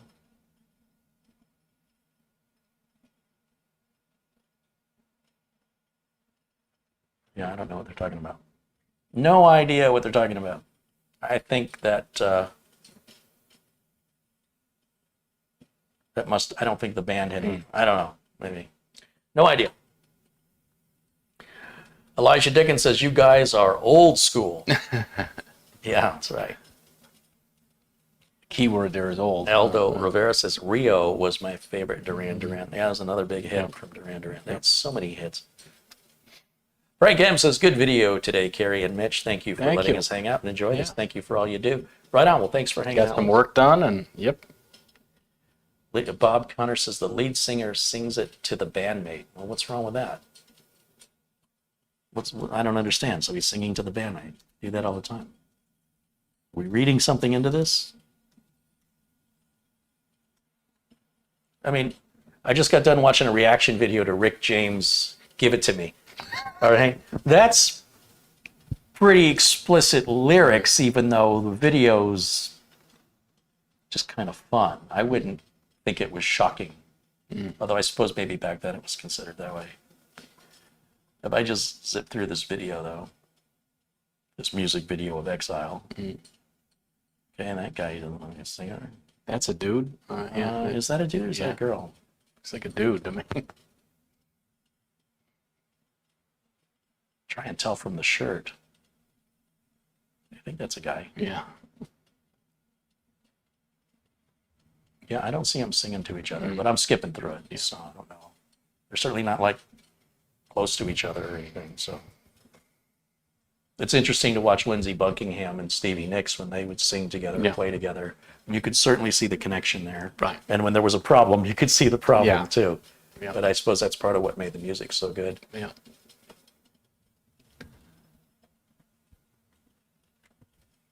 Dave Linovitz says, dude looks like a lady. Aerosmith. All right. Yeah. Never been a big Aerosmith fan. I'm a Steven Tyler fan and a Joe Perry fan, but I'm not an Aerosmith fan, if that makes any sense. Dream On's good, but Dream On and Dream Weaver. It's Gary Wright. Yeah. And Gary Wright's other song has that wonderful guitar riff I just love. Our Love Is Alive. Yeah, Love Is Alive has a really cool, that guitar lick makes the whole song. What Gary Wright used to boast on his record album is no guitars, all synths. And then I remember there was another band that said all guitars, no synth, as a kind of a dig. I think Love Is Alive is a guitar. That's a guitar riff, isn't it? He prided himself, no guitars, all synthesizers. How can that be a synthesizer? You could program in, yeah. Should be a video to this.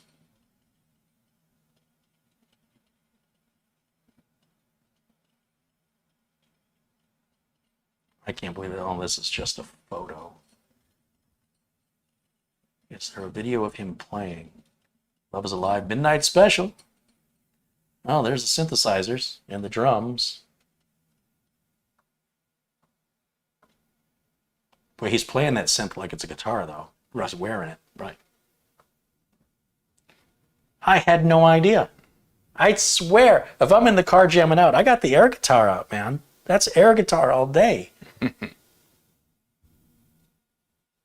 That's a synthesizer. So he was all synths, no guitars, and then I think it was either Queen, all guitars, no synth or something. So it's kind of a dig against him. Did Queen have a synth? So Queen had Freddie Mercury on some guitar, piano, and singing vocals, and then there was Roger Taylor on the drums, and John, bassist. What's his name? John.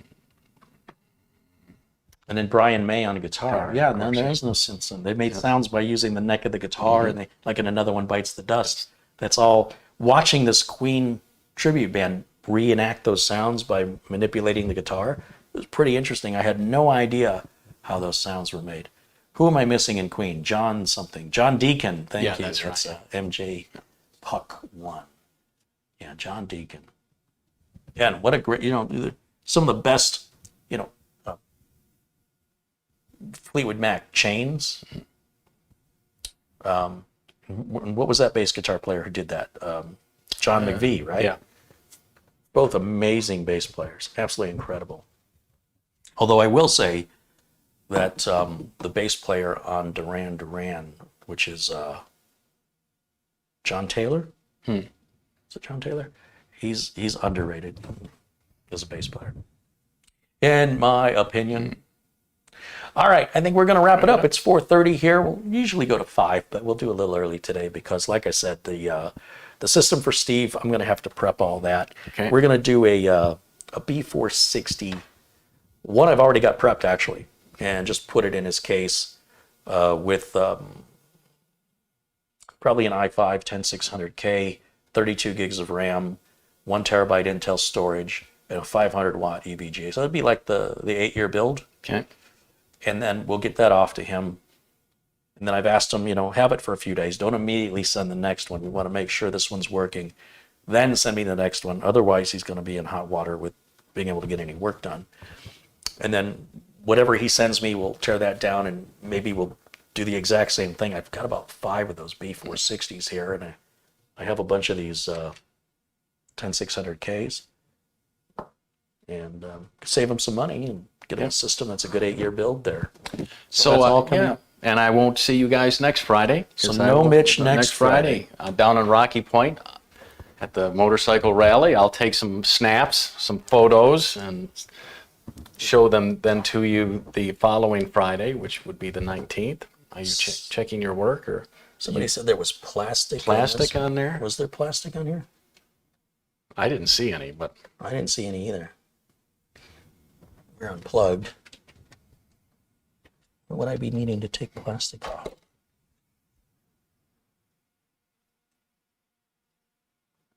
Don't know what they're talking about. Maybe they're just talking about the package. yeah, I mean it was shiny, but yeah, that's Yeah, there's no film. I want to remove any film. There's no film on here. Yeah, I think I got it all. If not, please let me know what I'm missing if you guys were.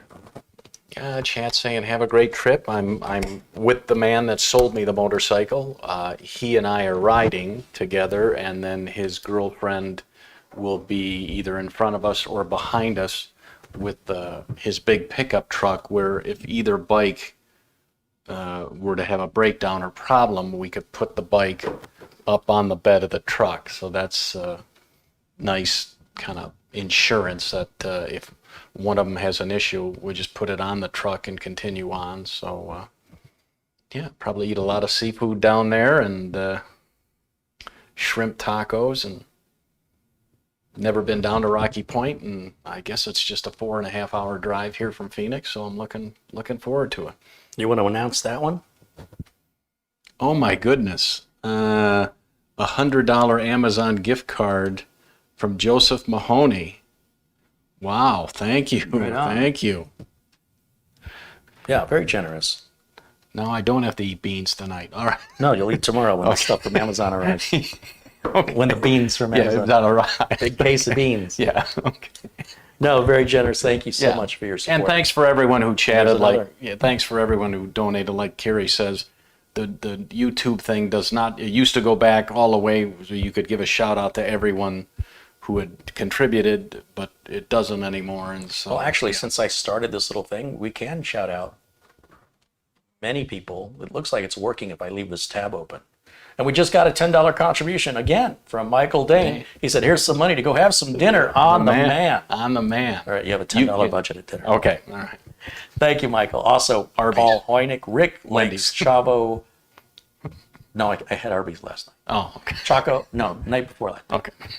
Chavo, $3. Mike Yazzie with 20. Jason Willis with $2. Marty, thank you. Frankie, thank you. Paul Baxter, Samuel Ramos, Randolph Slavin, Dan Nilsson, Alexandru Lonescu, Bob Connors, Alexandru again, Mike Yazzie again, Bob Connors again, Roy Starman, Ian Gooch. I missed Ian's contribution entirely.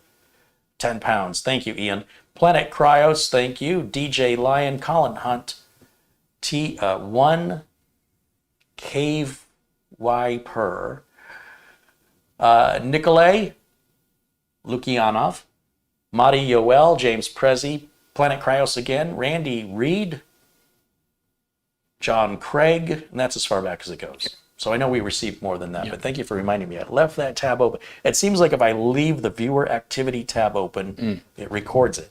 So maybe I just need to do that from now on. Okay. And Master Singleton there in Australia with a 10 Australian dollar contribution says, have a good night. Right on, you guys. Thanks for making it a great Friday. Hope you enjoyed today's build video. Maybe we learned something along the way. I know that I've learned these Scythe coolers are better than I remember, and I'm going to reach out to Scythe and see if we can't make a deal. Maybe we could work together. Since I really like their product, I might as well. Just a breeze, an absolute breeze to install. Yeah. And that, in fact, with that $100, that's going to go towards that Amazon gift card. Those coolers are $60 a piece. I want to order 5 more, so that'll go towards that. And Tony Wallow, of course, everybody, all our regular contributors. Thank you guys so much. If I'm not too drunk, I'll try to jump into chat next Friday, but I'm pretty sure I'll be drunk. That's never stopped you in the past. Yeah, that's true. My AT&T does work down there. I thought it was going to be $10 a day because that's international, but the guy said, no, you're good down there in Rocky Point, so I'll have cell coverage. Alrighty. Well, I will see you all again very, very soon. Thank you guys for hanging out with us. And Everybody have a great and safe weekend. And thanks for hanging with us. absolutely. And Rick Lakes, of course. I think he wasn't in the list for some reason. And there's Dave Linovitz, Bryce Hosking. Thank you guys again for all that you do and for being a part of this amazing community that we've created here. We'll see you all again very soon. I'll try to be back on Monday. I don't think I'll have time on the weekend. If I have plenty to do, I'll be working. Whether or not I'm able to turn the camera on and film it, just make sure that you subscribe if you haven't by hitting the red subscribe button and tap the bell next to it to turn on notifications. And also, if you enjoy the video and you would like to see, if you ever want to see Mitch again, hit the like button. Please. I'm going to vote you out. Okay. Thanks you guys again for joining, and we'll see you all again very, very soon. Until then. Bye for now.